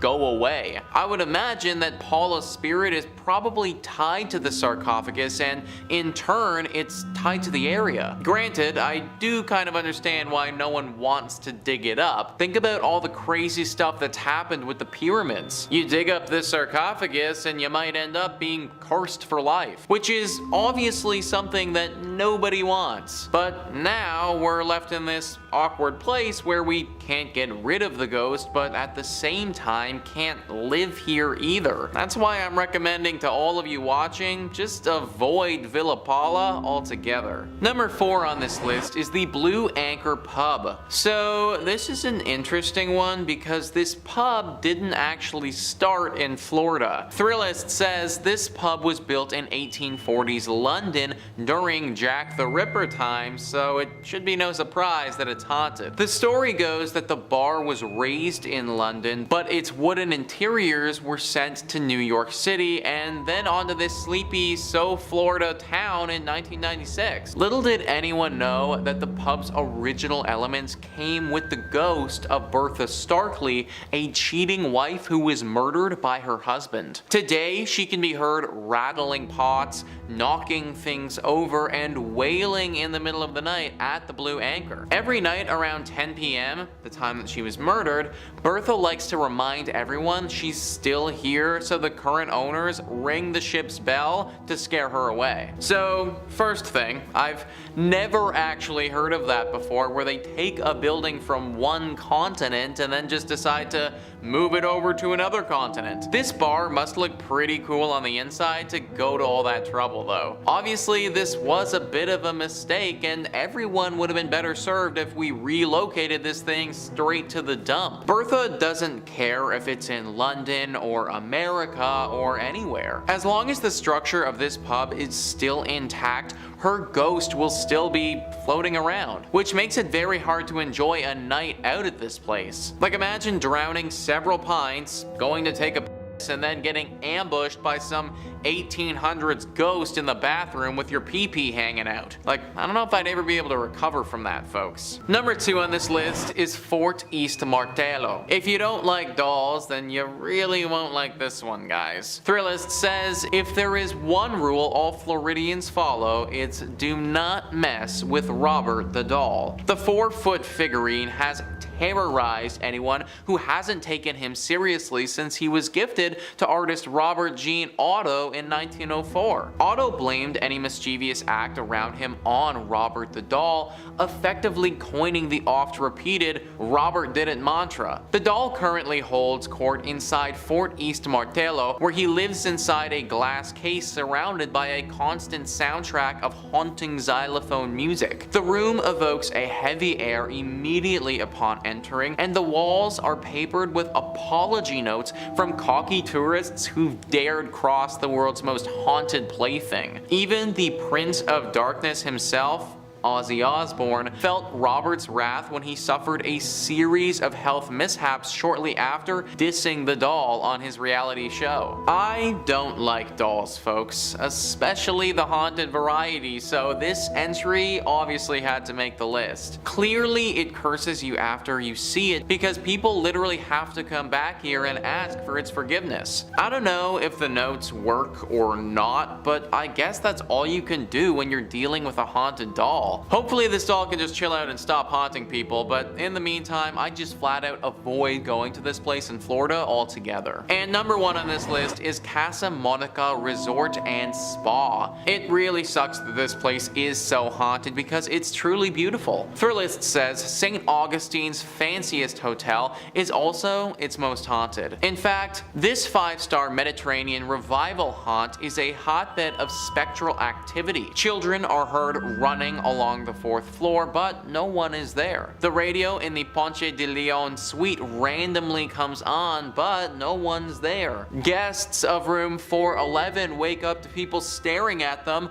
but no one's there. But it's the 3-story Flagler suite high in the tower that's most haunted. Maids have seen a child's handprint appear on the 1st floor bathroom mirror, and after knocking, one heard a man say, "We've been expecting you," from an empty bedroom. Its spookiest claim to fame, however, is the male ghost staring out of the top tower window. He's believed to be the ghost of one of 2 people, either Franklin Smith, the architect who built the hotel, or Henry Flagler, the man who purchased it. I personally don't care if it's the architect, the man who purchased it, or God. Anyone who says, "I've been waiting for you" as I enter an empty bedroom, it's not the type of individual I want to be around. Also, where are these children coming from and what are those sounds? Okay, so you want to tell me a scary story where the architect of the building fell in love with his work and then when he died, his ghost stayed here.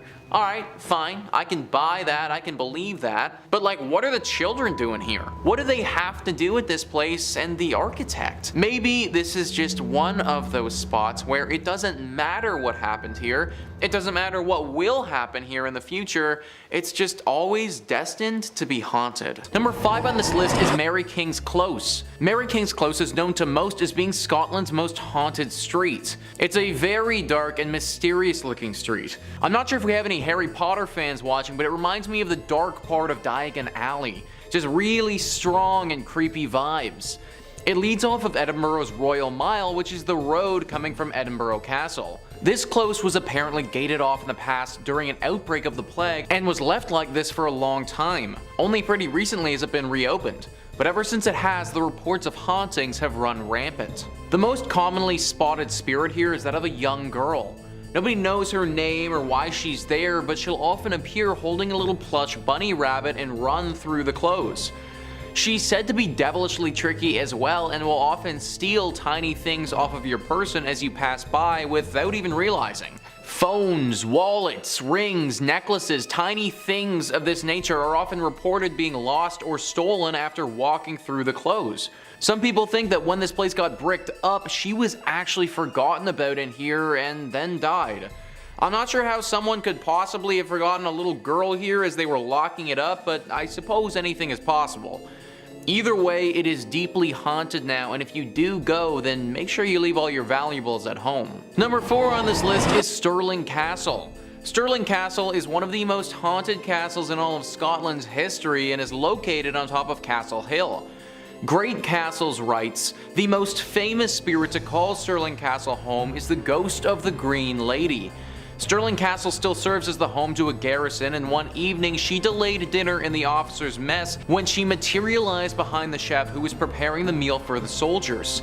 Feeling as though he was being watched, he turned around only to see her green, translucent form standing behind him, at which time he fainted. She simply vanished on this occasion, but her appearances are usually a harbinger of bad things to come. On several occasions, her visits have occurred shortly before fires or other mishaps at the castle. The ghost of a pink lady sometimes can be seen leaving the castle and walking to the neighboring church of the Holy Rood Ladies' Rock. This was an elevated location where the ladies of the court would go to watch knights participate in jousting tournaments.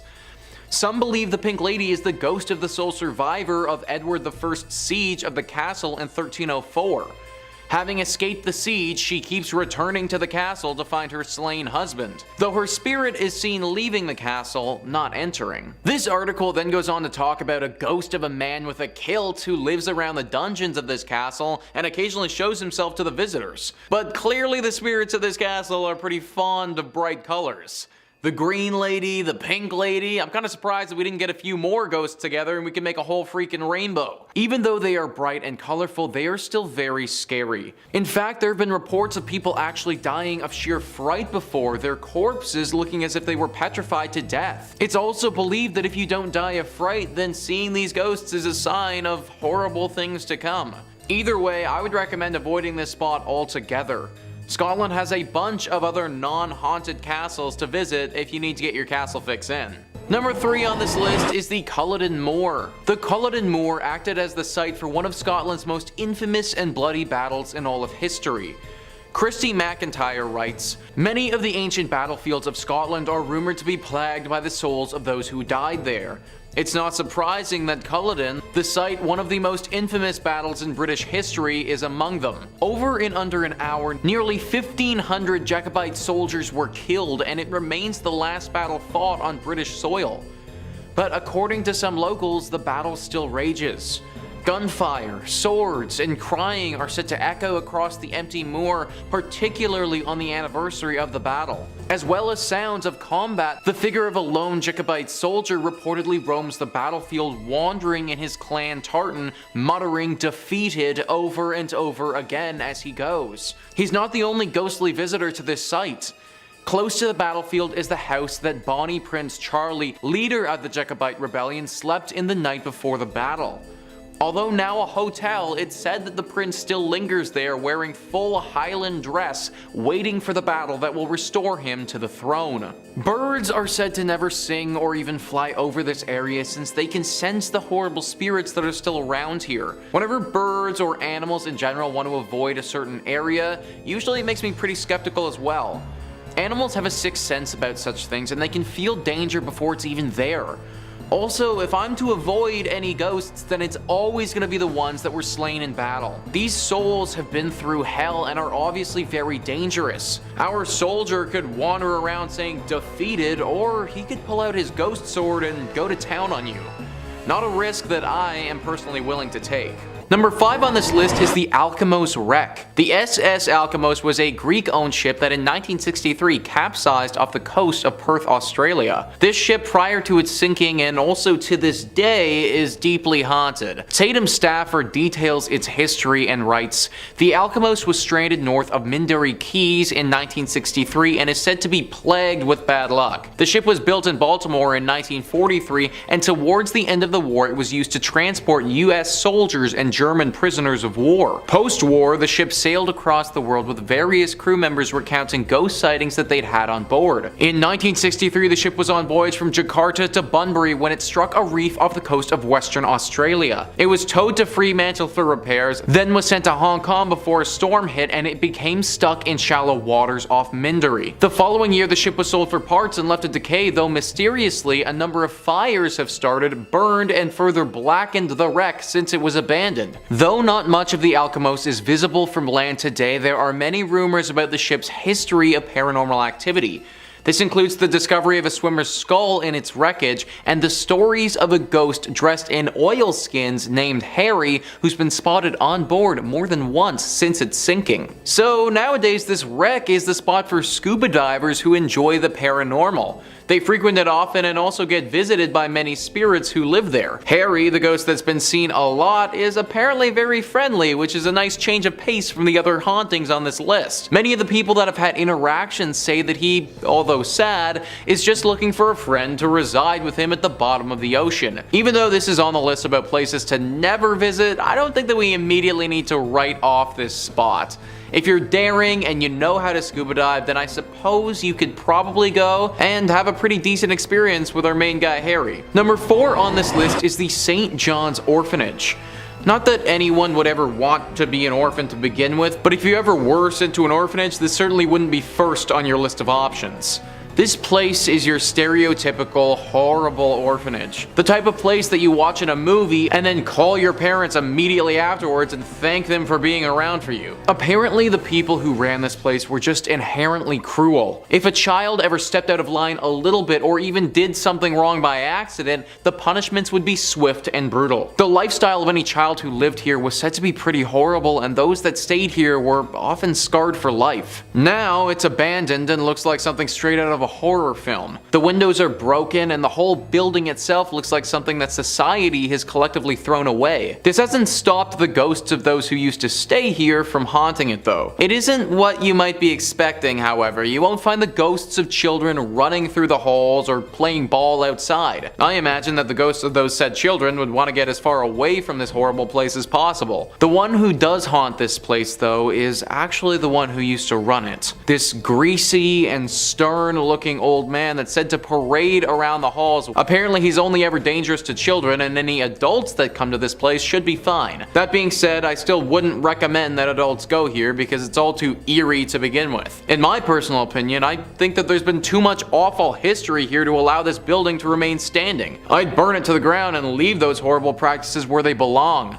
Deep in the past. Number 3 on this list is Dreamworld. Now, how on earth could a place called Dreamworld be haunted? Well, apparently it all started when the people who filmed the hit reality TV show Big Brother had quite the ghostly encounter.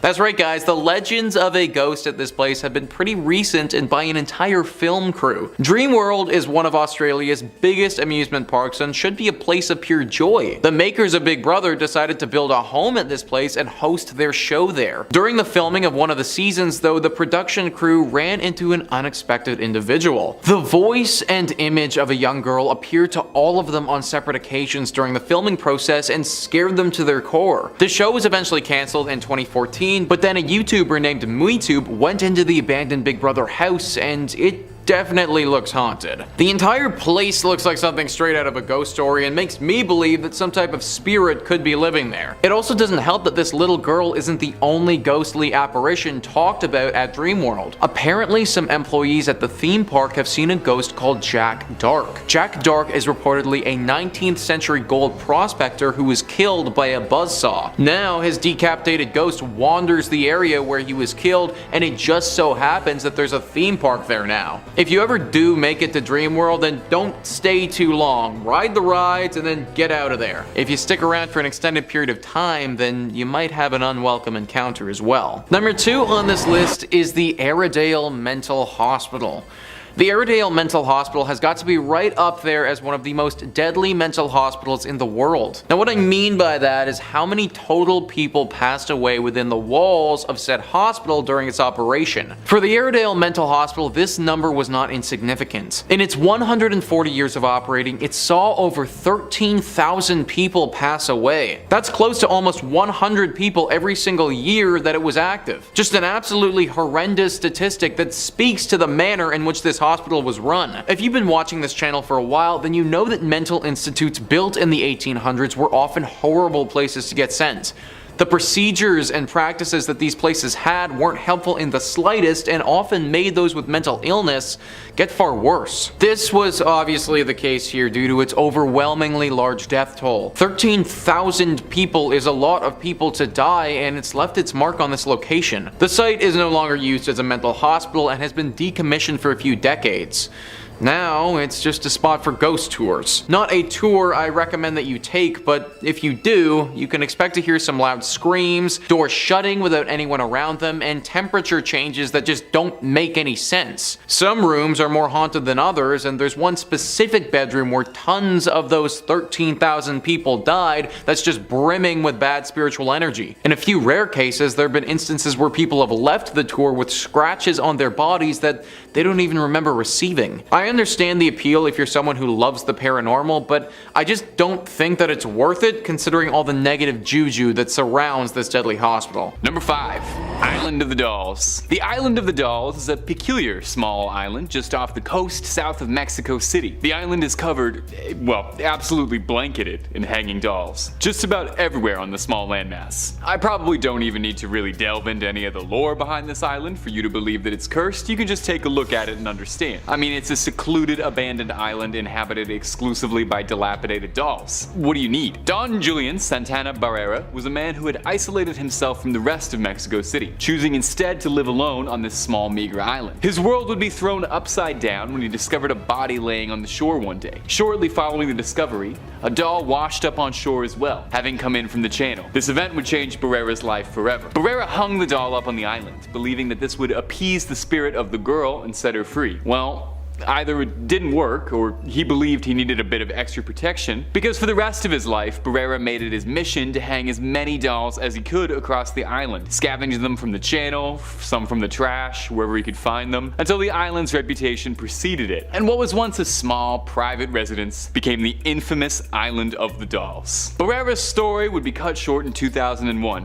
when his body was discovered in the channel floating, just like the doll all those years ago. But his legacy far from ended there. The island has become a notorious tourist destination, only attainable by a boat out of Mexico City. While most guides are happy to take you, there are some who outright refuse the journey for fear of spirits. It's said that if you are to visit, it's best to bring a doll, to appease whoever could still be living there. Ugh. I kinda ran a tingle down my spine, and that's just number 5. Now if you want more stories like that, we have them coming every single day, hot and fresh. All you've got to do is subscribe and creep on creeping on. Let's keep going. In at number 5 we have Berlin Citadel. The Citadel was built in 1559 and is known as one of the best preserved military structures in Europe. It was originally built to protect Spandau from attack, built specifically to have no blind spots, giving an advantage on all sides in the event of an attack. The Citadel has seen a lot of destruction and war since it was built, but the most famous ghost to live there is the spirit of Anna Sido. Anna was married but had a love affair with Joachim II, the local ruler at the time. As the ruler was dying, he asked his son to take care of Anna. The affair had been frowned upon, but as both of their parents had passed, they had grown closer before he got sick. When he passed, his son didn't keep his promise. He immediately imprisoned her in the Citadel. No one ever saw Anna again after that. There was no explanation as to where she had gone or if she had been punished for her love affair with the ruler. There had been reports from visitors of the White Lady, a ghost seen walking around the Citadel late at night. Some felt a sudden cold breeze and feeling of dread while walking around the grounds, but still there was no explanation. Years later, the Citadel was a big tourist attraction and renovations took place. While they began to renovate, they found the remains of Anna. She had been walled into a cell and left there. This seemed to confirm the rumors that she was the White Lady for all these years. Some people have seen her late at night, but others have felt her presence. Even after she was found, her spirit had remained. If you visited today, you might catch a glimpse of her if you were to be there after nightfall. Coming in at number 4 we have Zvikov Castle. The origin of Zvikov goes back to the prehistoric times. A fort was built there in the 1st century AD. It sits on the edge of a lake covered in all sides by water, making it the perfect place if you're worried about intruders. The castle was built in the early 13th century by King Otakar. It is not known when it was built, but the first written mention of the castle was in 1234 when it was owned by the King of Bohemia. It had many owners throughout the years, being seized in wars and passed to new rulers. It is now owned by the National Heritage Institute and is open to guests. It is regarded by locals as the creepiest place in Germany. Many refuse to visit or leave before it gets dark, as not to disturb the spirits they believe to live there. They believe that the castle is home to a dark supernatural entity. They believe it had been since prehistoric times and has never left the land. There are often voices heard from around the castle. Technical faults happen, often with no explanation. It's also been said many animals refuse to go into the building and act strange on the land outside the castle. There have been many times where the staff had lit candles to light up the halls when night falls. There have been times when every candle had been blown out at once, sending chills down the spines of anyone in the area. The most haunted part of the castle is the main tower. There are reports that if you sleep in the tower, you will pass away within the year. There are at least 2 confirmed cases of this happening throughout the castle's history. Coming in at number 3, Osnabrück. Osnabrück was once the site in a major pagan temple and burial area. The pagans decided that they would attempt to convert the German people to the Christian faith. This led to a massacre taking place at the temple. The local forces took the lives of those there, including the priests. They then desecrated the graves and broke their altar stones. The pagans built their temples and buried the dead on sacred land. It is believed that this act disturbed the deep magic infused in the land. Now every year during the winter solstice and summer equinox, something strange happens on the land. Strange orbs of light have been seen moving around the area. Screams are heard from miles away. Stains appear on the stones that still lay there today. Although the town have now been built away from the graveyard, you can still visit today. Many locals avoid the land as the spirits there seem angry about what happened to their descendants. It is thought these spirits wield great power and could have revenge when and if they choose to. If you do choose to visit, you need to be warned to be respectful. Do your research before and careful when you arrive. Many have reported seeing terrifying things or feelings like being watched while there. No one visits during the solstice and equinox, as this is when the spirits are the most active. Coming in at number 2, we have Peacock Island. Peacock Island is situated in the River Havel in Berlin. In 1685, chemist Johann Kuhnel was given financial aid to build a glass foundry on the east of the island. Here he discovered how to produce artificial red glass. When he left the island in 1692, it remained unused for about 100 years until 1793. In 1793, the Prussian King Frederick built the castle for himself and his mistress. This was then passed down through the family and used for many different reasons, including being used as an exotic farm. Although the island has a long and exciting history, there are claims it is the original Johann Kuhnel who inhabits the island long after her death. It is claimed that Johann was not only into creating glass, but that he experimented with dark magic. It is believed that through his experiments with black magic, he had cursed himself. He attempted to flee the island as to not be attached to the curse, but this didn't work. In the afterlife, he was bound to the land and his old foundry. Those who have visited the island have seen a black figure with glowing red eyes. He is often seen at the stroke of midnight. When he is near, you can feel the chill in your bones. You know that you're in the presence of darkness just by being on the island during his hour. His laboratory still stands today, and some have tried to find his old lab to learn all the dark magic and secrets that he tried to hide. It is said a fire nearly destroyed the building. The police believe this to be man-made, and it's speculated he was trying to destroy the demons and spirits he had accidentally been working with in the lab. He couldn't escape the curse, and if you don't want to meet the same fate, I would avoid visiting this building. And finally, in at number 1, we have the Woldneil Hostert School. The school was first built in 1913 and then closed in 1937 when it was then used by the National Socialism Party. They wanted to use the building as part of their euthanasia program. They wanted to make their bloodlines pure and strong, and they had the idea to use the building to house anyone who was not seen as genetically healthy. All those with hereditary illnesses or who were severely mentally and physically handicapped were classified as lives unworthy of life. They would invite the people they deemed to fall into this category to live in the facility before they would eliminate them. According to data collected, more than 260,000 people fell victim to their war against sick. This was just one of many of these facilities run around Germany. With all of the horrible acts committed here, it is no surprise that it is haunted with the lost souls. The people lost here were taken suddenly, and their spirits remain unable to pass on. Some people who have visited reporting hearing blood-curdling cries coming up the walls in every direction. Others have seen shadows darting from room to room as though they are watching those who walk there. Other ghosts have been seen looking through the windows or sitting inside the rooms late at night. They don't seem to have bad intentions, but they seem to be distraught, which can be equally as dangerous if you were to stumble across them unknowingly. Some even claim to see children who have disappeared as soon as they were noticed. The stories from those who have visited are terrifying and chilling to hear. It is enough to warn anyone away from attempting to visit the old school. And at number 5, we have Stalin's country house.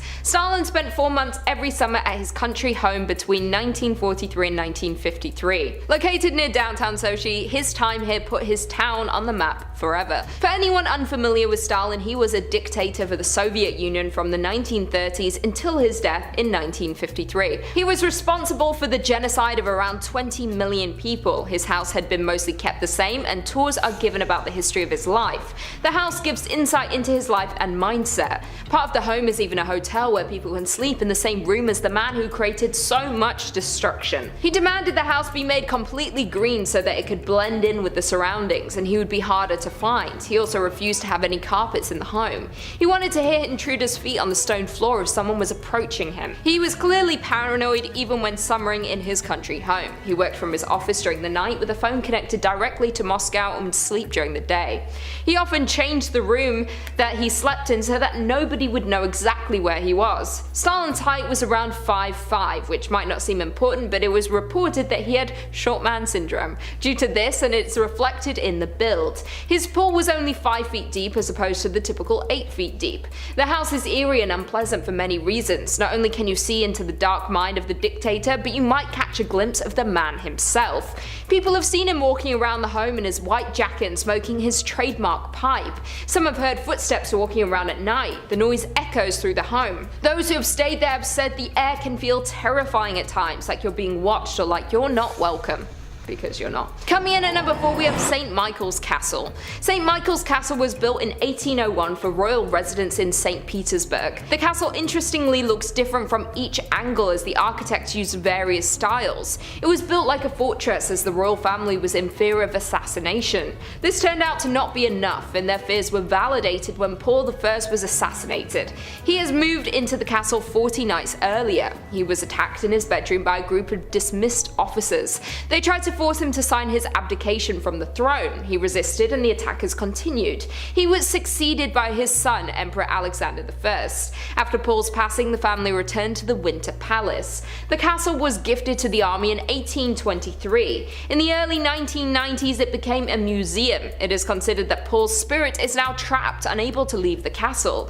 It seems to be very restless and is often seen by visitors to the museum.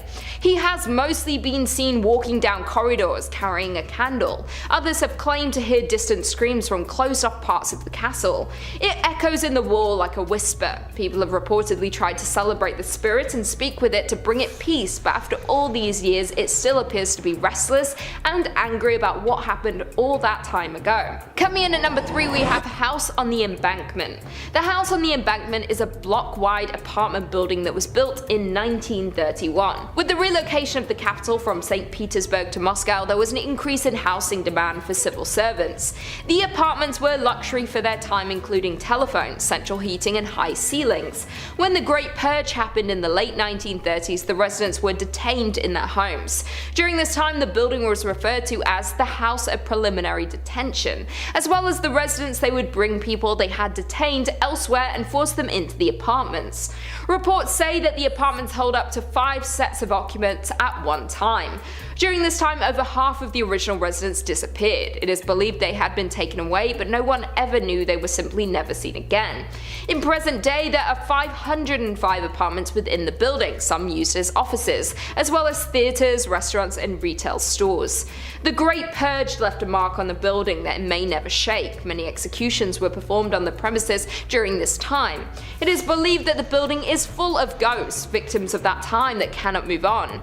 Residents have seen paranormal things from within their home that they cannot explain. Some have seen things in the corner of their eyes. It appears like someone is walking around their home, but when they turn to see, they have gone. One terrified resident even reported seeing a man at the end of their bed, staring at them as they slept. When they jumped up from fear, the man disappeared. From all the stories we hear, it seems like the old residents are still attempting to live in their homes, lost and confused about what happened to them. Coming in at number 2, we have Griboyedov Canal. The Griboyedov Canal is located in St. Petersburg. It was constructed in 1739 alongside the existing river Krivusha. It is rare that a canal would be haunted, but the haunting is more of a yearly thing that you should avoid at all costs. The story goes back to 1881 with the Russian Empire revolutionary Sofia Perovskaya. She was arrested here and there for the revolutionary talk, but it was her final plan that would become the end of her. When her friend was arrested days before she took over the responsibility of the planned attack on Alexander II.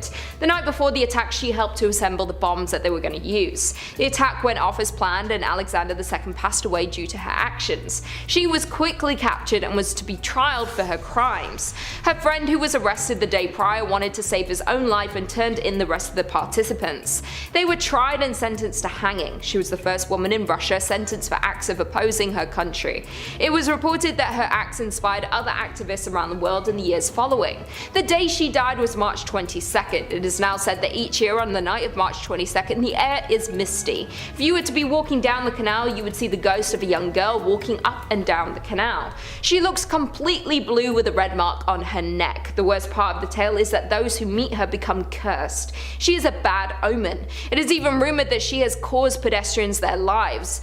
There have been a large number of mysterious disappearances or people falling into the river late at night when no one is around. Luckily, she can only appear once a year, so as long as you stay clear on that night, you should be safe. And finally, coming in at number 1, we have Moscow Kremlin. The Kremlin is a world-famous fortified complex in the center of Moscow. It is the best known of the Kremlins. It includes 5 palaces, 4 cathedrals, along with the enclosing wall and towers. The complex is now the official residence of the President of the Russian Federation, as well as a museum for tourists. Before it was a museum for the public, it was used for the Soviet Union, and remnants of this still remain. The corridors are still lined with brown Soviet tiles, and the walls still have some of the secret communication wires. There have even been bones uncovered during archaeologists' dig in the underground storage rooms. They once buried their own on site. Some of the findings date back to medieval times. There are many mysteries hidden within the vast space of the Kremlin. There are still sections of the Kremlin today that go mostly unused, and many things may have not been uncovered to this date. There have been wars fought and secrets kept within the walls, and some of them have led to restless spirits trying to contact the living. There have been sightings of various ghosts, as well as other unexplained paranormal activity that takes place while guests visit. One of the most common sights is that of an old soldier. At first he seems to blend in with the other security, but as you begin to notice his old uniform, he will often vanish. He has been seen by different guests on different occasions, but no one has been able to get closer to the spirit to see who they are or why they might be there. There have also been sightings of what is believed to be the royal children playing. They were all baptized on site during the 17th century. The monastery was unfortunately blown up in 1929 to make room for the new buildings. Around that site you can sometimes hear children playing, and some have even claimed to see children dressed in older looking clothing. It is believed their spirits choose to rest here, as it was where they grew up and had a deep connection to the place. Number 2 on this list is Overtoun Bridge. I'm sorry, but this bridge is clearly haunted. Is actually the title of an article written by Amanda Arnold on how freaking haunted this bridge actually is. The bridge is located in the small Scottish town of Dumbarton. Most bridges that we talk about on this channel are haunted by the ghosts of those who have passed away here, or some lady in white that longs for her lover here, or something like that. Not this one though. This bridge actually isn't dangerous at all to humans. It is, however, super dangerous to our best friends, dogs. Apparently this one little bridge in basically the middle of nowhere has been the host to over 50 dogs taking their own life. Yeah, you heard that properly, a dog taking their own life.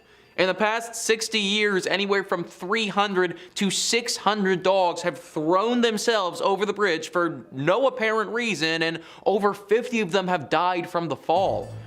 Think about that statistic for a second. Like, that's actually kind of crazy. Outsiders believe that there has to be some kind of smell or some property around here that attracts the dogs to the water, but locals believe it's something paranormal. Apparently, even though these spirits are not dangerous to humans, we can still sense them, and people around here have sensed these beings before. It also doesn't seem like a smell that bothers these dogs because they go into a deep trance right before they leap off. At first, she froze, McKinnon told the Times, but then she became possessed by a strange energy and ran and jumped right off the parapet. That was a statement from a dog owner who watched as their dog jumped off the bridge. Locals think that the ghost who is causing these doggy disturbances are from the Lady of Overtoun.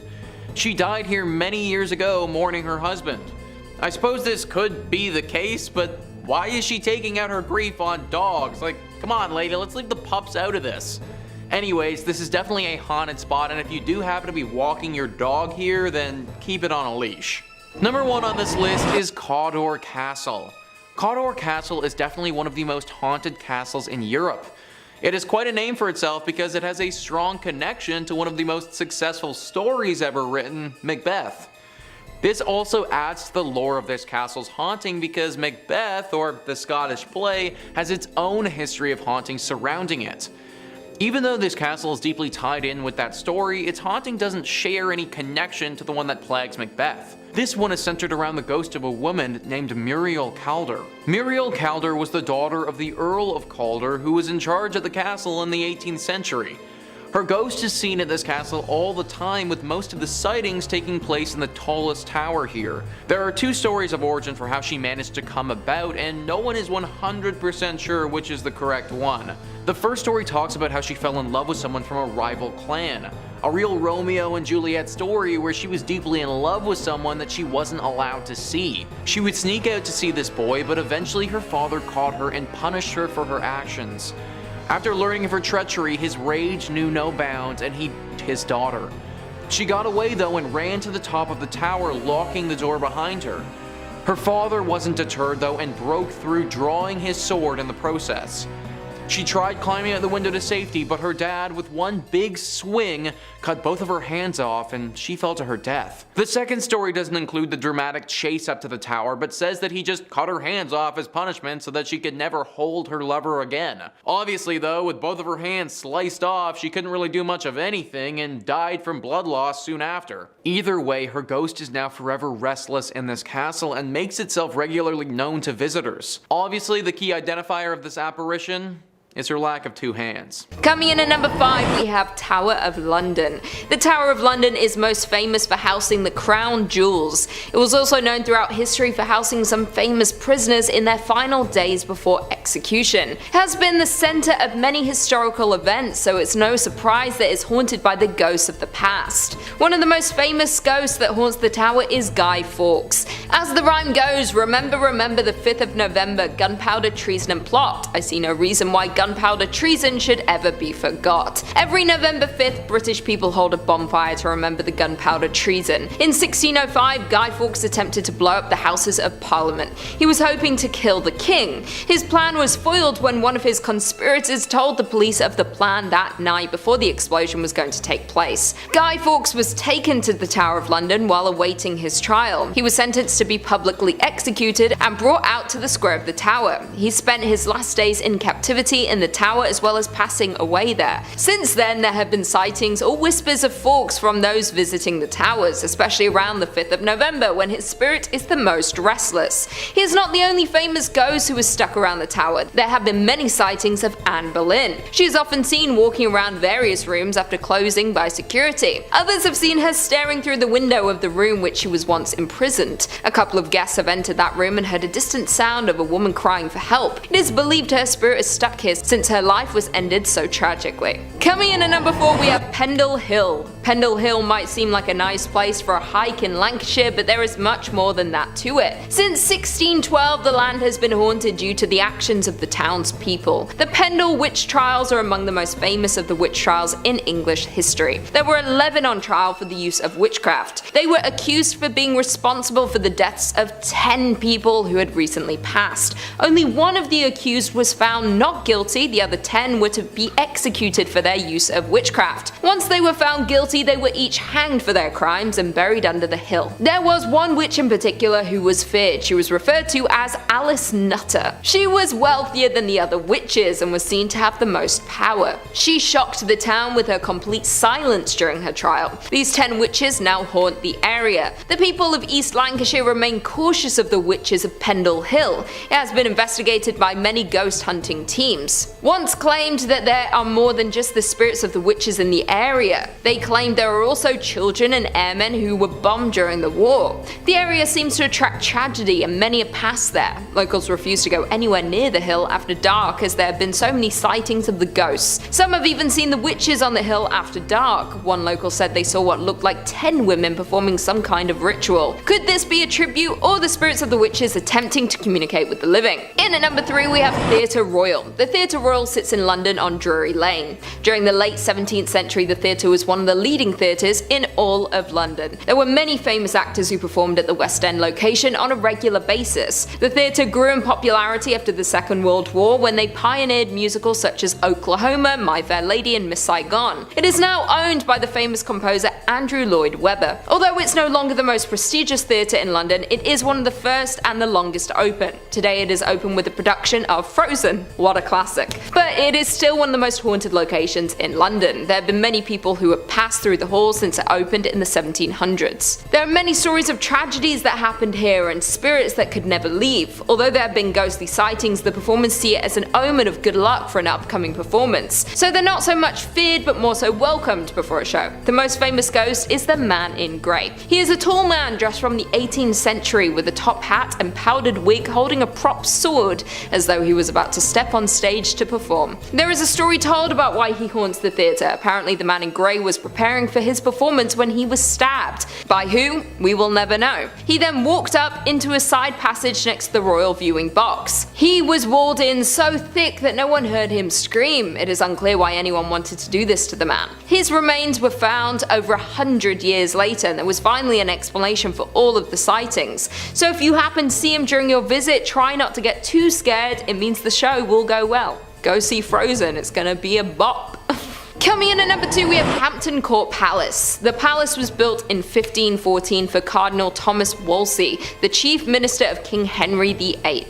When the chief fell out of grace with the king, he gave him the palace in an attempt to save face for his family. It soon became the king's favoured residence. He then commissioned to have the palace expanded. It is one of the only surviving palaces out of the many the king owned. The house is currently owned by Queen Elizabeth II and the Crown. Today the palace is open to the public and a major tourist attraction. The palace is well known for its ghosts. This was a key selling point when open to the public. They knew that the ghosts who lived within the walls would give the guests a visit to remember. One of the most seen spirits is that of Jane Seymour, who died in 1537. She was the king's third and most beloved wife. She had given the king the son he had longed for. After Prince Edward was born, Jane passed due to complications with the birth. While delighted to have his son, the king was devastated at the sudden loss of his perfect queen.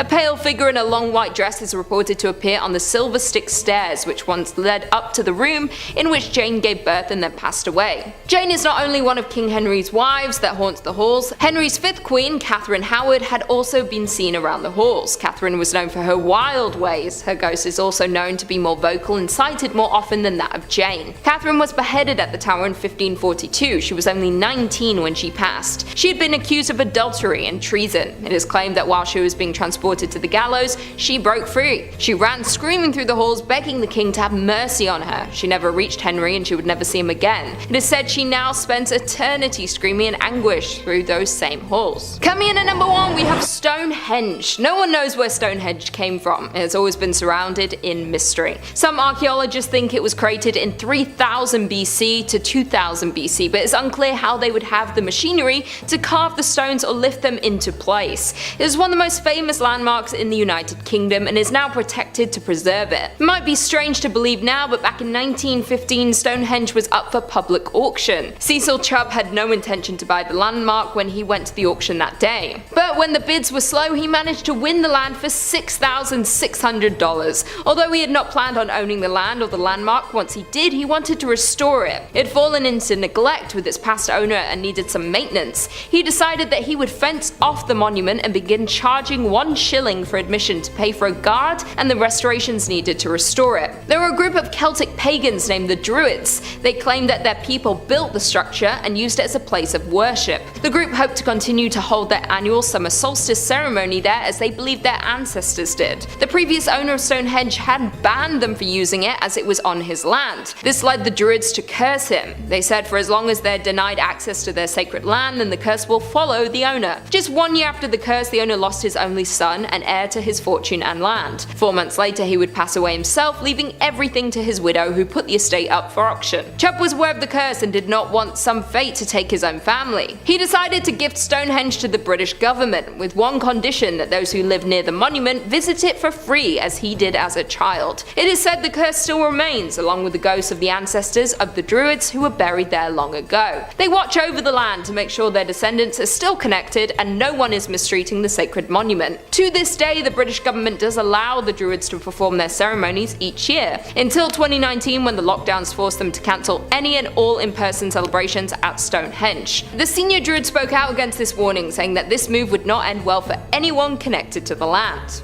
Number 5 on this list is the Forbidden City. The Forbidden City was constructed in the early 1400s for the Ming Dynasty. This palace served as the base of operations for any political ongoings that China was involved in for several hundred years. It was also the home to the Chinese emperors and their families. The complex is massive, consisting of 980 buildings, 8,886 rooms, and being 178 acres in area. The Forbidden City was listed as a World Heritage Site in 1987 and is no longer used for political business, but now acts as a tourist attraction. This palace is estimated to be worth over $70 billion US, which makes it the most valuable palace and piece of real estate on the entire planet. I imagine that when they were valuing this palace though, they didn't factor in that it's deeply haunted. The Forbidden City has been home to many Chinese emperors during its existence. During its time, it's seen them partake in a wide array of atrocities. The murder of Chinese slaves has happened countless times.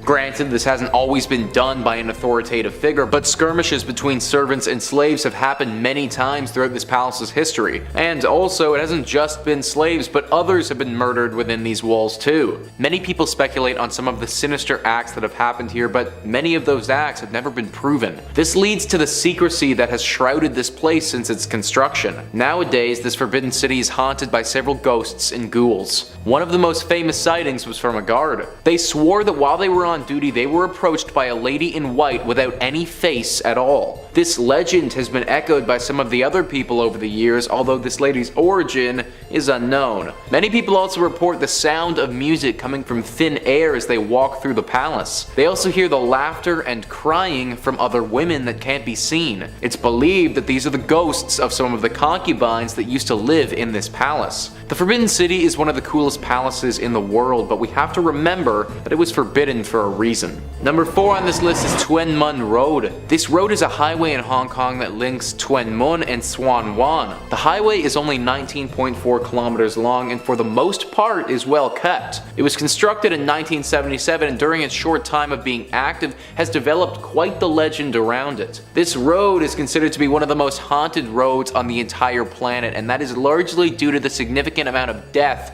that it's seen. In 1978, it had its first fatal crash, and since then it has amassed massive numbers of accidents. In fact, this road has had hundreds of accidents, with many of them being fatal. Some people blame poor road design, but the surviving victims from the crashes, they blame ghosts. This road is believed to be haunted by a bunch of spirits. It's said that these accidents keep happening because the ghosts will appear in the middle of the road. Upon first glance, people will think that they're about to hit a person, swerve to get out of the way, and effectively cause an accident themselves. The biggest problem with this road is that it keeps getting more and more haunted. Like a virus, the people who die from spirits then become the spirits that are haunting the road. Nowadays, there are hundreds of spirits that haunt this road and can appear at any time right in the middle of it, causing chaos and death. One of the most notable accidents that happened here was that of a bus in 2003 where 21 separate people died. This highway is a hazard to say the least, and one that I would avoid going down if I was ever visiting China. Number 3 on this list is Fengdu. Fengdu had to be included in this list because it's also literally called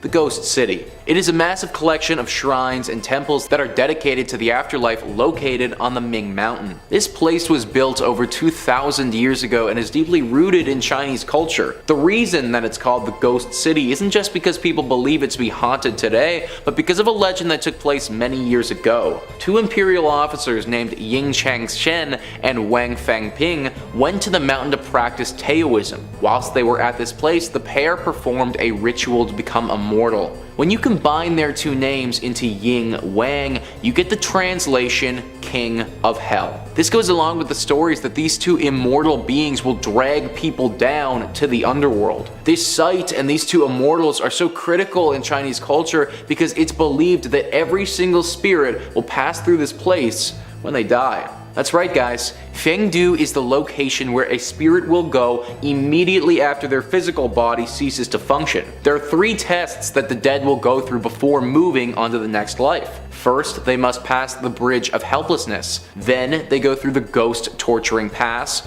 And then finally, they will wait at the front of Xianzi Palace. It's here that the ghost must stand on a stone for 3 whole minutes. If you are to be dragged down to the underworld, then it's at this time that it will take place. All of these ghostly activity has made this place very haunted. People have reported sinister laughs and strange noises coming from this place at all hours of the day. People have also reported hearing blood-curdling screams coming from nowhere. They think that these screams are coming from the torturing of those ghosts. If all of this is true, then there really is no point of visiting this place. If all of this is true, then there really is no point in visiting, because regardless of how you spin it, we're all gonna end up there one day anyways. Number 2 on this list is the Great Wall of China.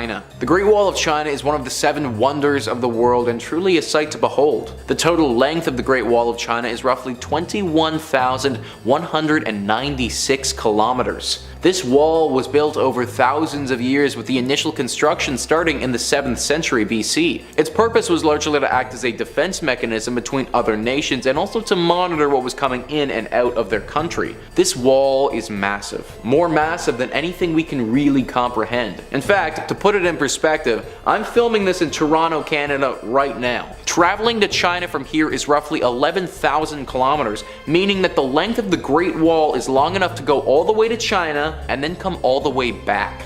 Due to its massive size and means of construction, it's estimated that 1 to 2 million people died from just the construction of this wall alone. These 1 to 2 million people who died whilst making this wall are said to haunt it to this day. The ghosts of their souls still linger around various sections of the wall, with many sightings happening throughout the years. People have seen these ghosts laboring away or just standing at the top of the wall looking down upon them. They've also heard the noises of somebody working or the moans of someone in pain with no person in sight. 1 to 2 million people is a lot of people to have died from this ambitious project. That amount of untimely death has to leave something behind, and I wouldn't be surprised if this Great Wall truly was haunted. It's one of the 7 wonders of the world, so I won't tell you to never visit, but if you do, then just be wary. Number 1 on this list is the Xiao Ying Pun Community Complex. This community complex, which is located in Hong Kong, was listed as one of the most haunted places in China for quite some time.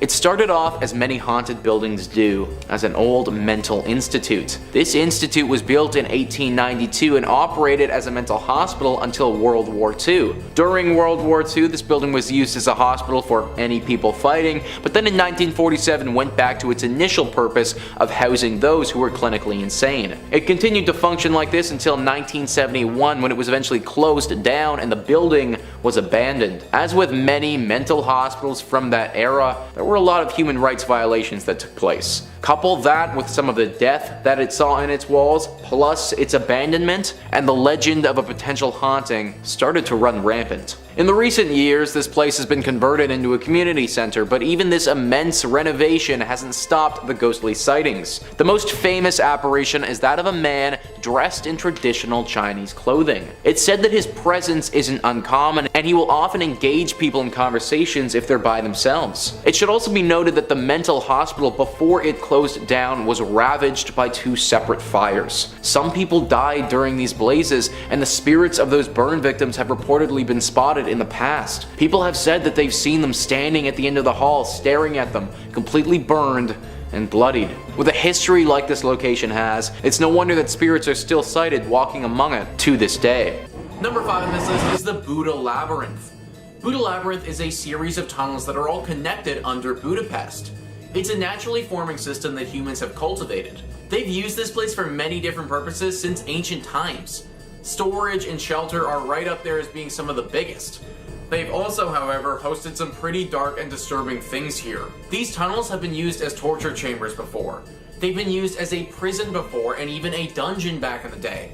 Due to some of these darker times that the tunnels have seen, it's believed that there's some residual dark energy that resides here, and the tunnels themselves are ultimately haunted. Some of the most commonly spotted spirits in these tunnels are that of 3 women. A while back, 3 female skeletons were found in the depths here. The cause of death was never fully confirmed, but it was believed by how they found them that it would have been horribly brutal. These 3 ghosts haunt this place all the time, and there are even stories about how they used to take people. They would leave the confines of these tunnels and drag unsuspecting victims down here to die.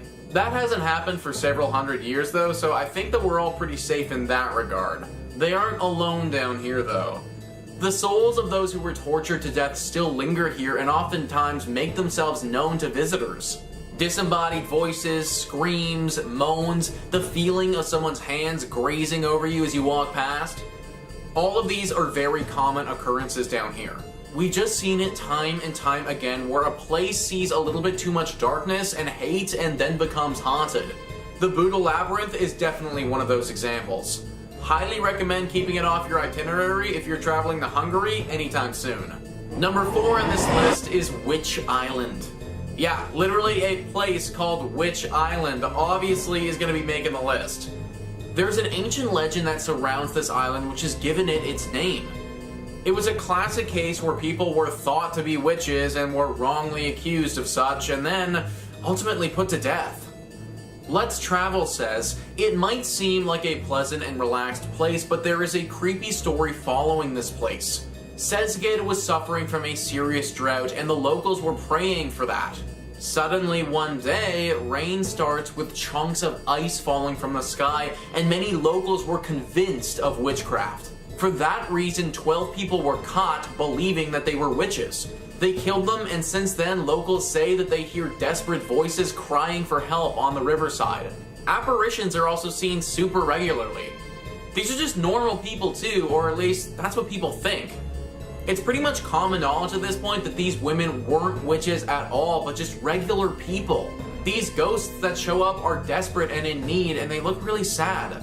They probably won't hurt you, but they'll definitely make you feel something. I'd stay away from this island if you can. Number 3 on this list is Salgotarjani Cemetery. Cemeteries are supposed to be peaceful places where the dead can pass. But sometimes that doesn't happen and they end up like this one. Deeply haunted. Orbitz writes, on the far outskirts of Budapest lies a forgotten cemetery straight out of a horror movie. The tall, imposing stone gates now face an outline set on train tracks with an eerie silence only broken a few times an hour by a passing train.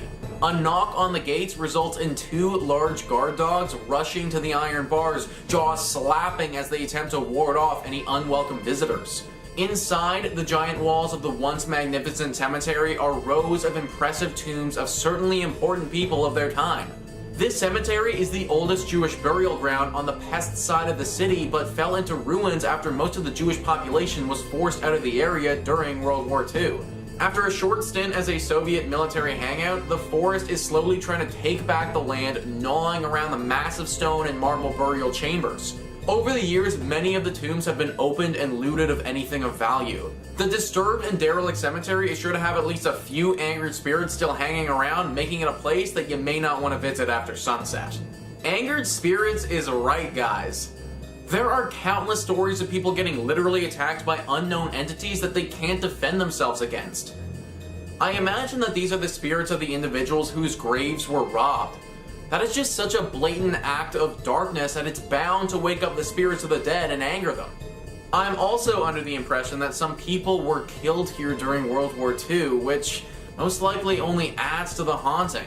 The guard dogs are there for a reason, and in this case, it might actually be for our own safety. Number 2 on this list is the town of Versprum.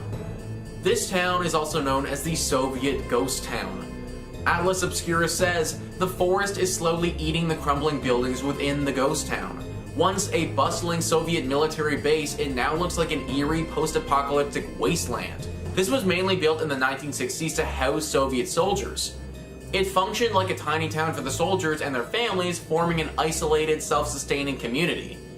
It had many fixtures you'd expect to see in any civilian town, like schools, a movie theater, pubs, and restaurants, though most of the base was dominated by large blocks of barracks. After the Soviet Union fell in the late 1980s, many of the residents left the base. The Hungarian Defense Forces were gradually laid off, and the nearby War Helicopter Regiment became defunct in 2004. Now the base's only visitors are curious urban explorers and the occasional airsoft players who dart and duck around many of the neglected buildings. It didn't take long for the abandoned town to begin looking like a scene from an end-of-the-world action thriller. The buildings have begun to fade and fall. Greenery creeps over the unused streets and climbs the walls of the derelict structures. Nature is reclaiming the site from civilization, slowly clutching it within its grasp. So to begin, the town is already pretty freaking creepy. However, there's been rumors of an entity that lives here as well. In the time since it's been abandoned, people believe that a beast or monster has taken up residence here. The few people who have gone here have reported the feeling of being stalked, as if something similar to a predator lives here now and it's out to get them. Talks of a potential werewolf have been thrown out there as well, which I can honestly believe. Whatever this creature is, it's dangerous. Stay away from this town at all costs. And finally, number 1 on this list is the Isvantelic Train Yard. This is an abandoned trade yard where old cars rot away. Some of these cars rotting here, though, have seen their fair share of horrors. Atlas Obscurus says, more than 100 locomotives and train cars rot away, some in deteriorating depots, others out in the field. Among these are some very rare train engines and a few cars that are said to have transported prisoners to Auschwitz during the Holocaust. Built at the beginning of the 20th century as a repair yard for the National Railway, only a few southern parts of the train yard are still in use, while most of it is abandoned. 2 large depots, a few smaller sheds, and open-air areas are scattered with locomotives and rail cars, some of them very ancient, others more recent, from Hungary's time as part of the Soviet regime. Some of the trains were brought here to be repaired and then were to be put to the Budapest Railway Museum, but never made it to the display and were instead left behind in the train yard. Now, one big reason that they never made it is because these cars are haunted, guys. The literal car that went to Auschwitz. Just think how many horrors that tiny box has seen. The souls of those who were forced in there still linger, and this train yard is haunted because of it. I feel for these souls too. They never asked for this, and now they've just been forgotten by the world. Hopefully, one day, they can find rest. Coming in at number 5, we have William A. Irvin. During the fall season, the ship has haunted tours with actors, but the ship really is haunted. The haunted ship began in Duluth in 1992. Before the haunted ship started, the William A. Irvin was open for regular boat tours during the month of October. Historically, this month was really slow, and the DECC needed a way to generate more revenue during this quiet month. Having heard about a failed attempt by Cleveland's William G. Mather trying to become a haunted ship, the DECC decided to try their own hands at a haunted attraction. The William A. Irvin partnered up with UMD to give the school's drama department some experience on production and acting. Needless to say, their attempt was a huge success. More than 2 decades later, the haunted ship is the peak of the Irvin's yearly business. The most common sighting that employees relate is that a lady in white has been seen walking around the ship, noticeably. She is usually up on deck and is dressed in period clothing. Nobody has ever been able to identify who she is or why she is tied to the vessel. There is also said to be a former captain who is still overseeing his ship. He is most often seen in the captain's chair and is said to be angry that the ship remains in dock and is no longer seaworthy. There are another 2 men haunting the ship. One sticks to the front of the ship and apparently does not understand what has happened to him,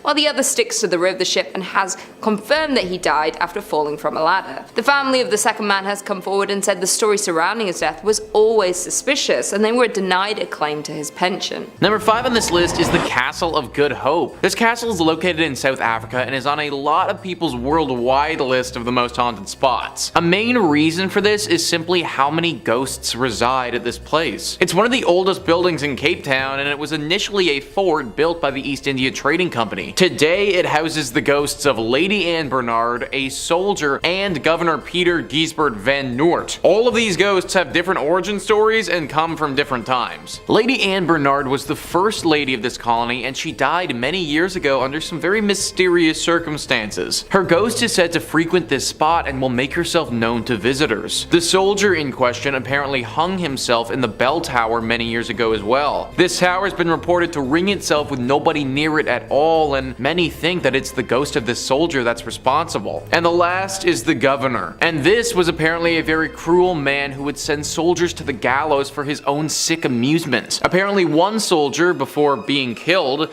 put a curse on him, and after the soldier died, the governor was found dead in his own office of a heart attack. Now his ghost forever wanders the castle in search of rest. Apparently the modern day soldiers that have to patrol this place don't even walk through it at nighttime, but they walk around it for fear of these poltergeists. Not a spot that I'd recommend visiting if you ever find yourself in South Africa. Number 4 on this list is Table Mountain. Table Mountain is located located in Cape Town as well and is a large and intimidating mountain that overlooks the city. Travel Triangle says, no matter how brave-hearted you are, you would surely get the scariest of experiences of your life here. It's believed that the governor of Cape Town had an enemy among one of the citizens of this town. In order to take revenge, he gifted the son of the governor a beautiful flute. Unbeknownst of the fact that it was used by a leprosy earlier, the boy enjoyed playing it. After playing it for a few days, he became so ill that he was forced for expulsion at a hut in the Table Mountain. He played his flute there until he died. The local people of the area say that the mournful tunes of flute are still heard in the dark, lonely forest. The story doesn't go on to say what happened to the man who gifted this child with the flute, but one can only assume that the governor had something to say about it. The story itself is really sad though, and watched as an innocent was killed. It makes sense why their ghost would still haunt this mountain today. Also, who knows what happened in those last final days of life in the hut on the mountain. Potentially it was something paranormal which has led to the continued haunting. Number 3 on this list is Baron M'Pain's Palace. So this palace is located in Egypt and is apparently one of the most haunted. Usually when we think about haunted spots in Egypt, we think about the pyramids. And truthfully, they should probably make this list as well. But today I wanted to pivot and shine some light onto this place, which is arguably just as cursed. Travel Triangle once again writes, people nearby and guards around the palace have seen ghosts and have heard weird voices coming out of this now abandoned place. It's believed that Baron, owner of this house, used to live here with his wife, daughter, and other family members. Baron's wife died in this palace in very mysterious circumstances. It's also believed that his wife was unhappy with Baron due to his extramarital relationships. This made the daughter undergo severe pain and depression, and after a few months, she also passed away under mysterious circumstances. Baron died, and people aren't sure exactly how he died either. Due to the jinxed and haunted experiences the other relatives had long left the palace. This site has been very popular among ghost finders and Egyptian tantrics, but after the haunted experiences increased, the palace has been shut down for visitors, although one can roam around the exteriors of this place. This is among the spookiest haunted places in Egypt. Whenever 3 people die just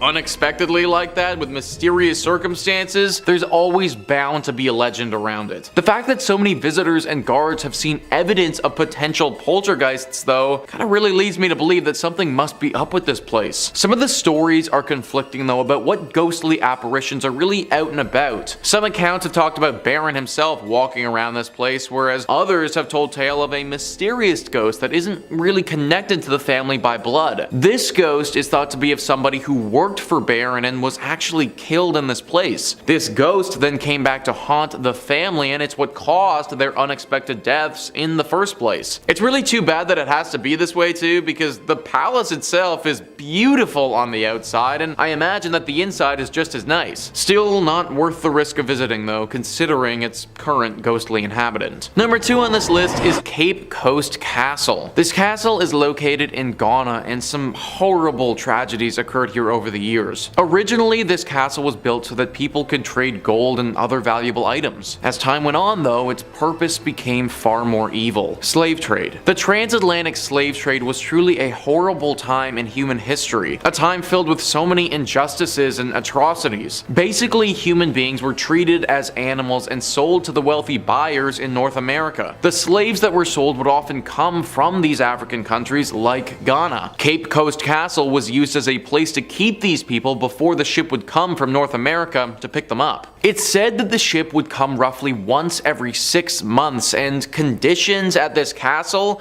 they were horrible. They would take these people, separate the women from the men, and chain all of them up, leaving them in the dungeon. The only time the door would open up would be when the ships arrived to take them to North America, where their conditions would obviously not improve. During this time, many people passed away from the atrocious conditions that they were held in. Malnourishment and disease claimed the lives of so many people. Even death wouldn't cause the door to open though. Those who remained alive would have to sit in this room with the corpse of the person right next to them. It's no wonder that from all of this, people have talked about this place being haunted. The biggest sensation that everyone says is just a horrible sense of dread and fear. Granted, even if there isn't any ghostly presence here, I still think that I'd feel that. Just being around a place that's seen so much horror is bound to make somebody feel scared. And finally, number 1 on this list is Menegay Crater. This crater has a lot of ancient legends surrounding it and is located deep in Kenya. Eddie Mwanza writes, "The extinct volcano offers striking views of Lake Nakuru and Lake Bogoria. Although the volcano is dormant, there are hot spots on the floor of the crater where steam jets sometimes fill it with vapor. However, its stunning beauty is matched by its dark and wild side that has locals convinced to be the work of evil spirits. People have lost their lives while others have disappeared, never to be seen from again, while others have strayed and lost direction in the cave, only for them to be found hours later unable to explain how they lost their way. This has earned the crater the name Kirma Kia Ngoma,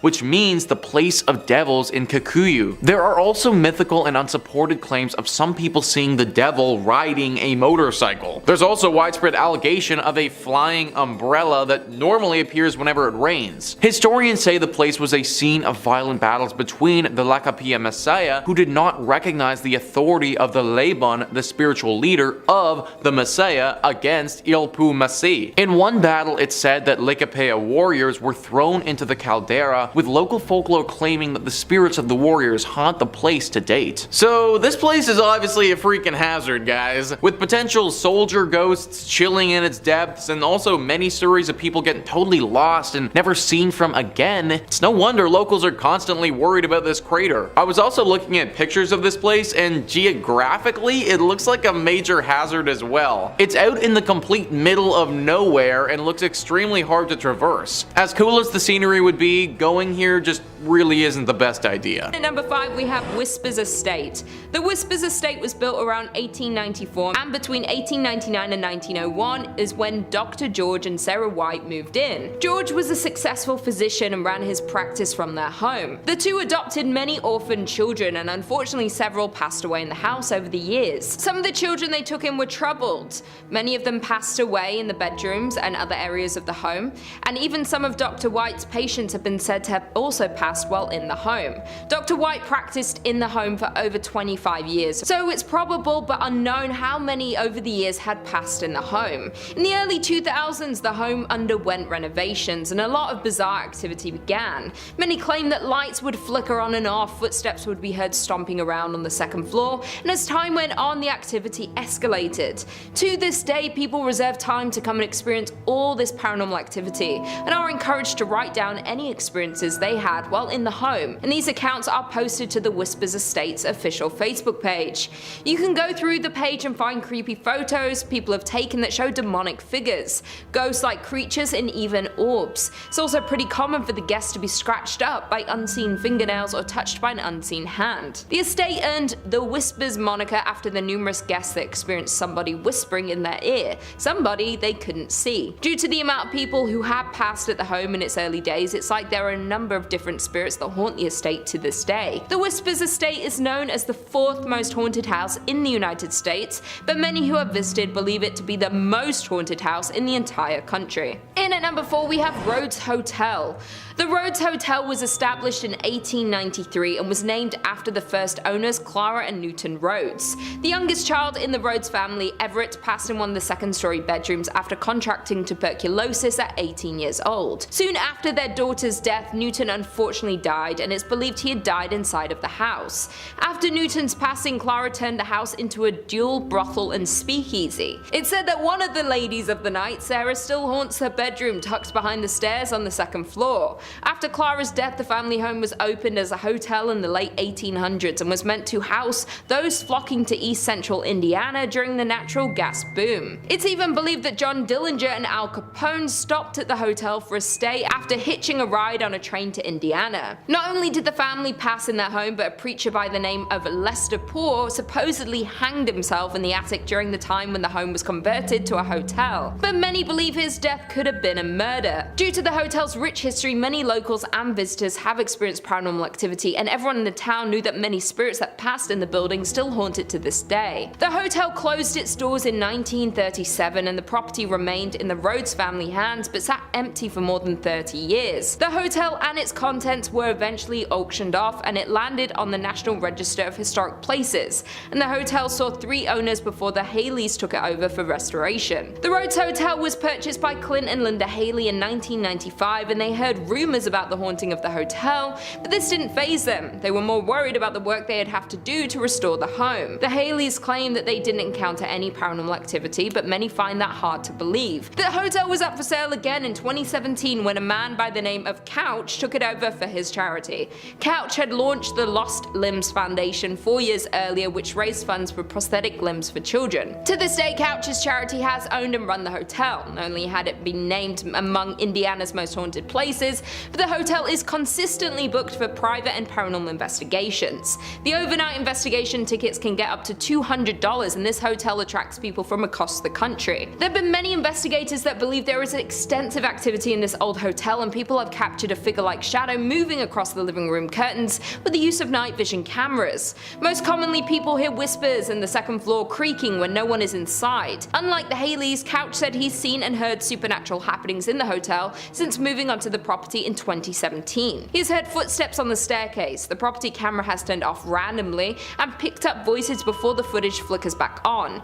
Once, while hosting an investigation, Couch said he witnessed one of many Victorian dolls left behind from a previous owner jump off of its chair. In at number 3 we have Avon Bridge. The Avon Bridge is known to be haunted by almost every local living in the area. It is a massive trip-arch railroad trestle spinning a rural road over White Lick Creek. The bridge is a fascinating landmark in Hendricks County with lots of legends and history surrounding it, some more sinister than others. There are a few historical facts about the bridge that we do know. It was built in 1906 off County Road 625, was designed by W.M. Dunn, and is still used today. Many haunted stories surround this bridge and the area surrounding it. One story claims that a mother had been walking on the tracks and fell to her death. The mother's wailing could be heard when you drive under the bridge. It is common for many locals to honk when driving under the bridge in an effort to muffle her screams. Another story is that a drunk rail worker slipped during construction and was buried alive in the wet cement. The tale is that when a train goes over the bridge, people claim to still hear his moaning. Many locals say that if you go near the bridge at night, you will hear moaning and can see a ghostly figure of a ghost, or even 2 or 3 at a time. If you're traveling near the bridge on a hot summer day, you may be witness to the ghost tears streaming down the concrete.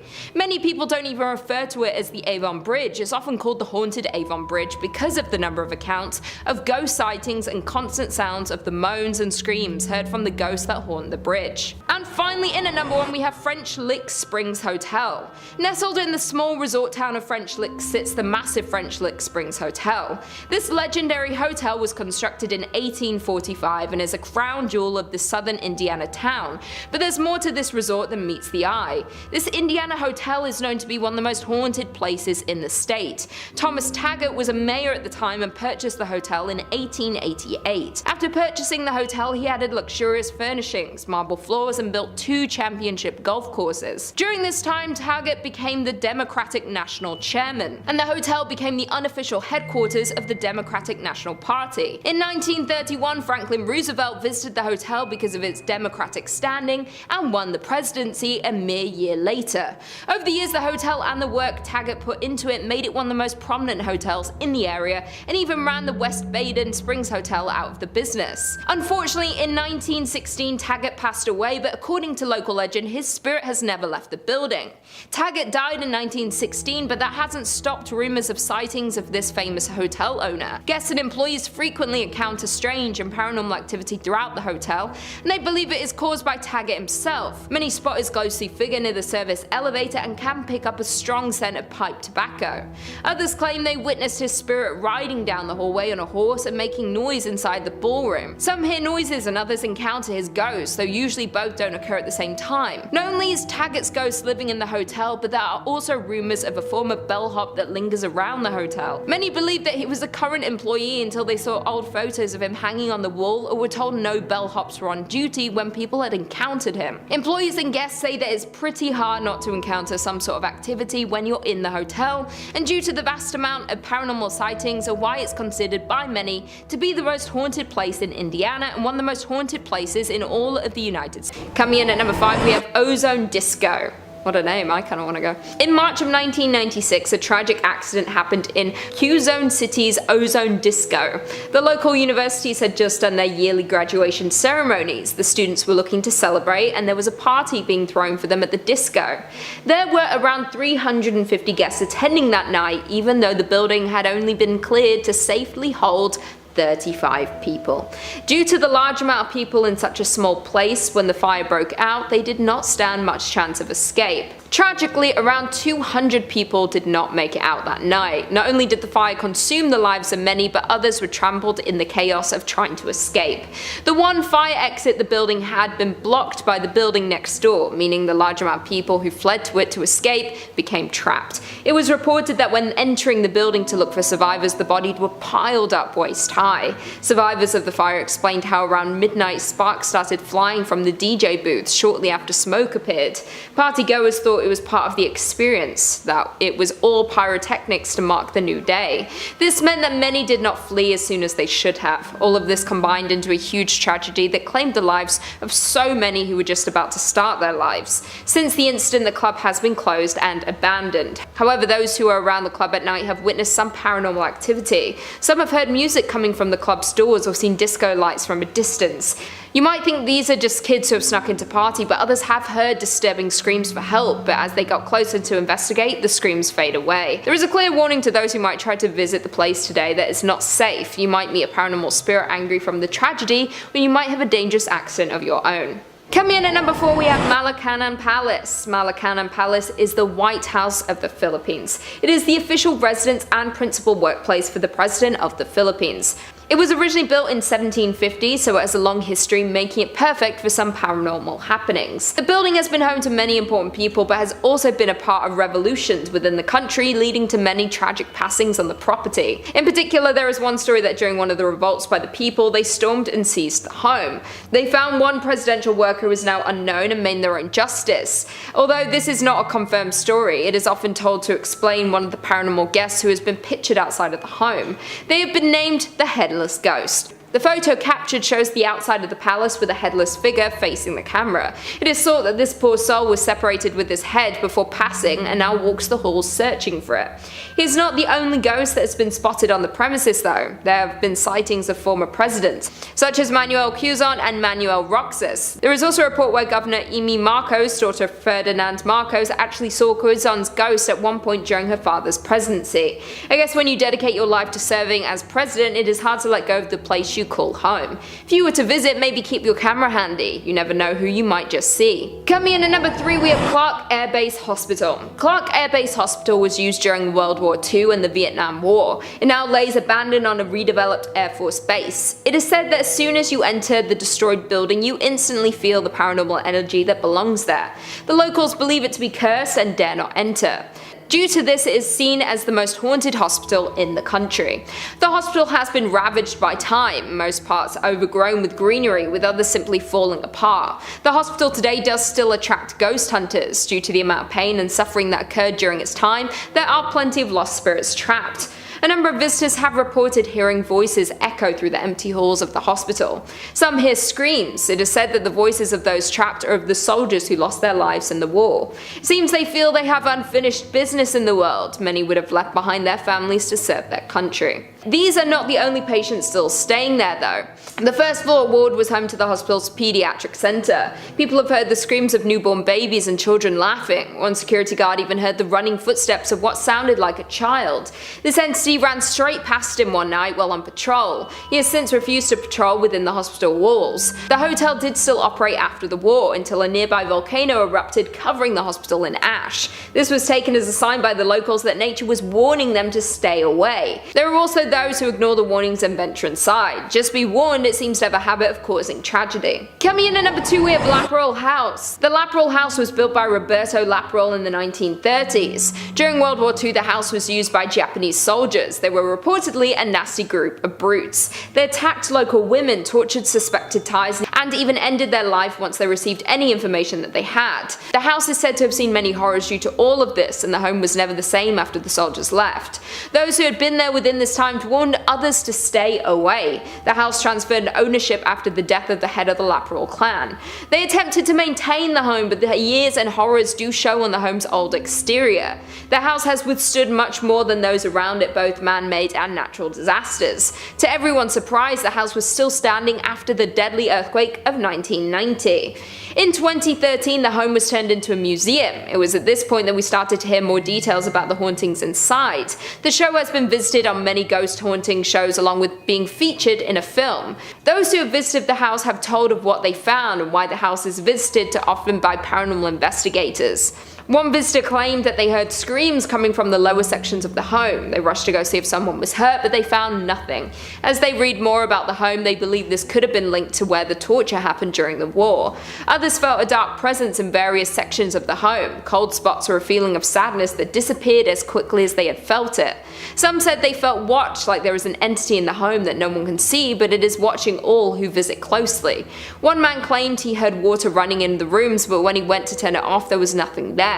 Not even a source for any water to be coming from. The home is haunted by the ghosts of the past, but might also hold an ancient entity that causes you to feel watched. Either way, this is not a home I'll be visiting anytime soon.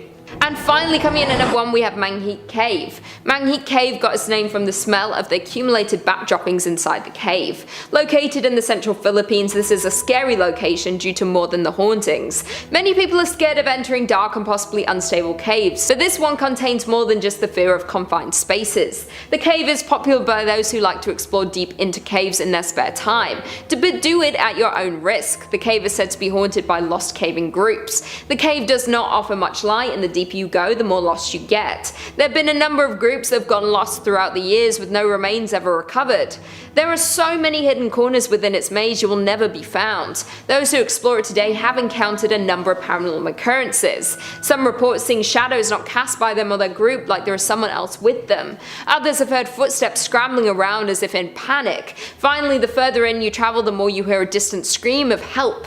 Often only one of 2 members of your team will hear this. No matter how far towards the voice you go, it will keep seeming out of reach. This causes people to go further and further into the caving system until their team bring them to their senses to head back.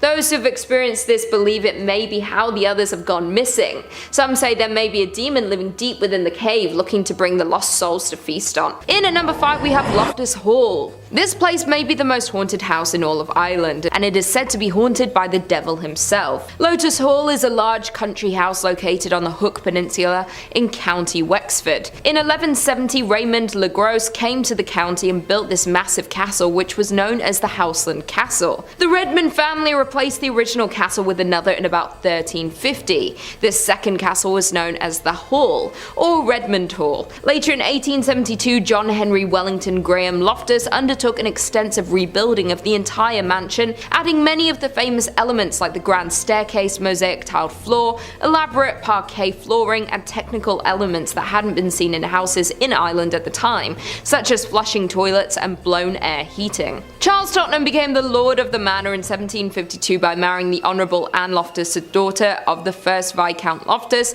and they had 6 children. However, his wife became ill and died while the girls were still young. 2 years later, Tottenham married his cousin Jane Cliff, and they lived together, along with one of Charles's daughters in Loftus Hall. One evening, Charles was resting in his home in 1775 with his second wife and daughter from his first marriage, Anne, while the Loftus family were away on business. During a storm, a ship unexpectedly arrived at the Hook Peninsula, where the mansion was located. A young man was welcomed into the mansion. Anne and the young man became very close. One night, the family and the mysterious man were in the games room playing cards, and it was then when Anne noticed the man having a cloven foot. The man went up through the roof, ultimately leading to his demise and leaving behind a large hole in the ceiling which remains today. Soon Anne became mentally ill. It's believed that the family were ashamed of Anne and locked her away in her favourite room, which was known as the tapestry room. She refused food and drink and sat with her knees under her chin looking out the tapestry room window, waiting for her mysterious stranger to return until she passed away in the tapestry room in 1775. It is said that when she died they could not straighten her body as her muscles had seized,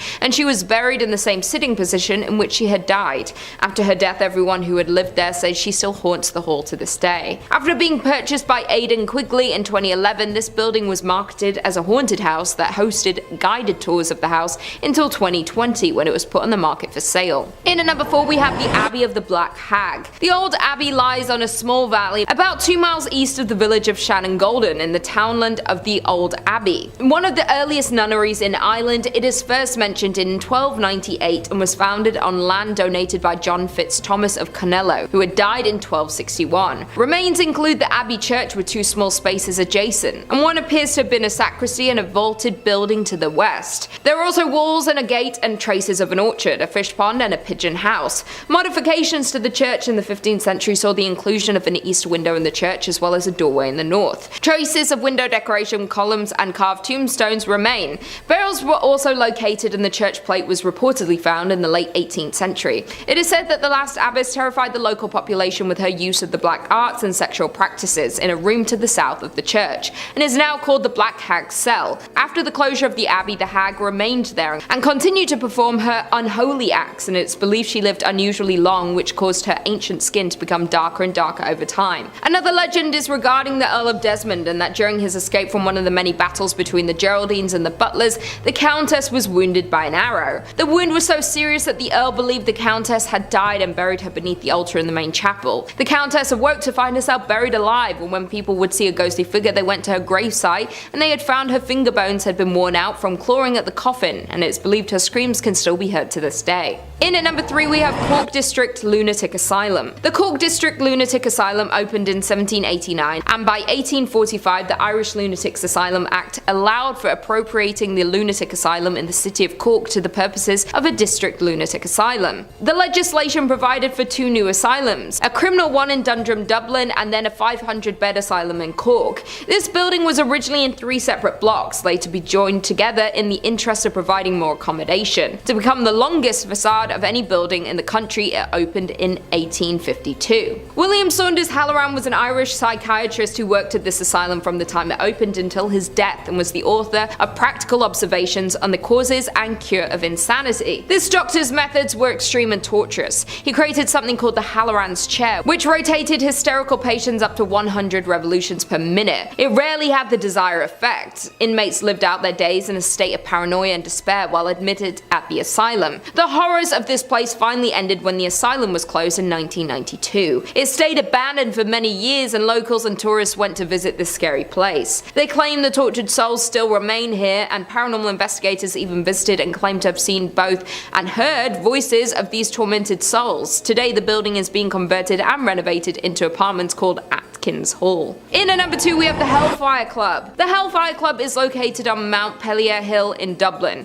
The building gets its name because it's believed to be one of the first Freemason lodges in Ireland. Around 1725, William Connolly, who was one of the wealthiest men in Ireland at the time, built this building to be a hunting lodge. Years after the build, the roof was blown off during a storm, and locals believed it was the work of an aggressive spirit seeking vengeance on Connolly for building on their land, and that's when the story started swirling. After Connolly's death, the building was quickly sold and is said to have become a meeting place for the Irish Hellfire Club. The club was founded in 1735 by Richard Parsons, a known dabbler in black magic. The members met at locations across Dublin and were known for their immoral behaviour and debauchery involving alcohol and sex. The secrecy surrounding the club members led to speculation that they were Satanists and devil worshippers. The president of the club was named the King of Hell and dressed like Satan with horns, wings and hooves. The members were said to set a place at each meeting for the devil in the hopes that he would attend. They were also said to hold black masses in the lodge, during which cats and even servants were sacrificed. Some say the building was deliberately set on fire in order to enhance its hellish atmosphere. The best known Hellfire Club story is the one in which the devil himself appears. A stranger had joined the members at a game of cards. At some point, one of the card players dropped a card on the floor. As he bent down to retrieve it, he noticed that the stranger had cloven hooves instead of feet. Another tale concerns a young farmer, curious to find out what went on in the meetings. Climbing up Mount Pellier Hill one night, he was invited by members of the club and allowed to witness the night's activities. He was found the next morning trembling and terrified. Tradition says he spent the rest of his life unable to speak, unable even to remember his name. The Hellfire Club remains burnt out and abandoned on Montpellier Hill looking over Dublin. It is a beautiful sight on a sunny day, but make sure you leave before night. It's a beautiful sight on a sunny day, but make sure you leave before night comes, because you may come into contact with the unusual smells, ghostly apparitions or paranormal sightings. And it's said that satanic rituals are known to be done here.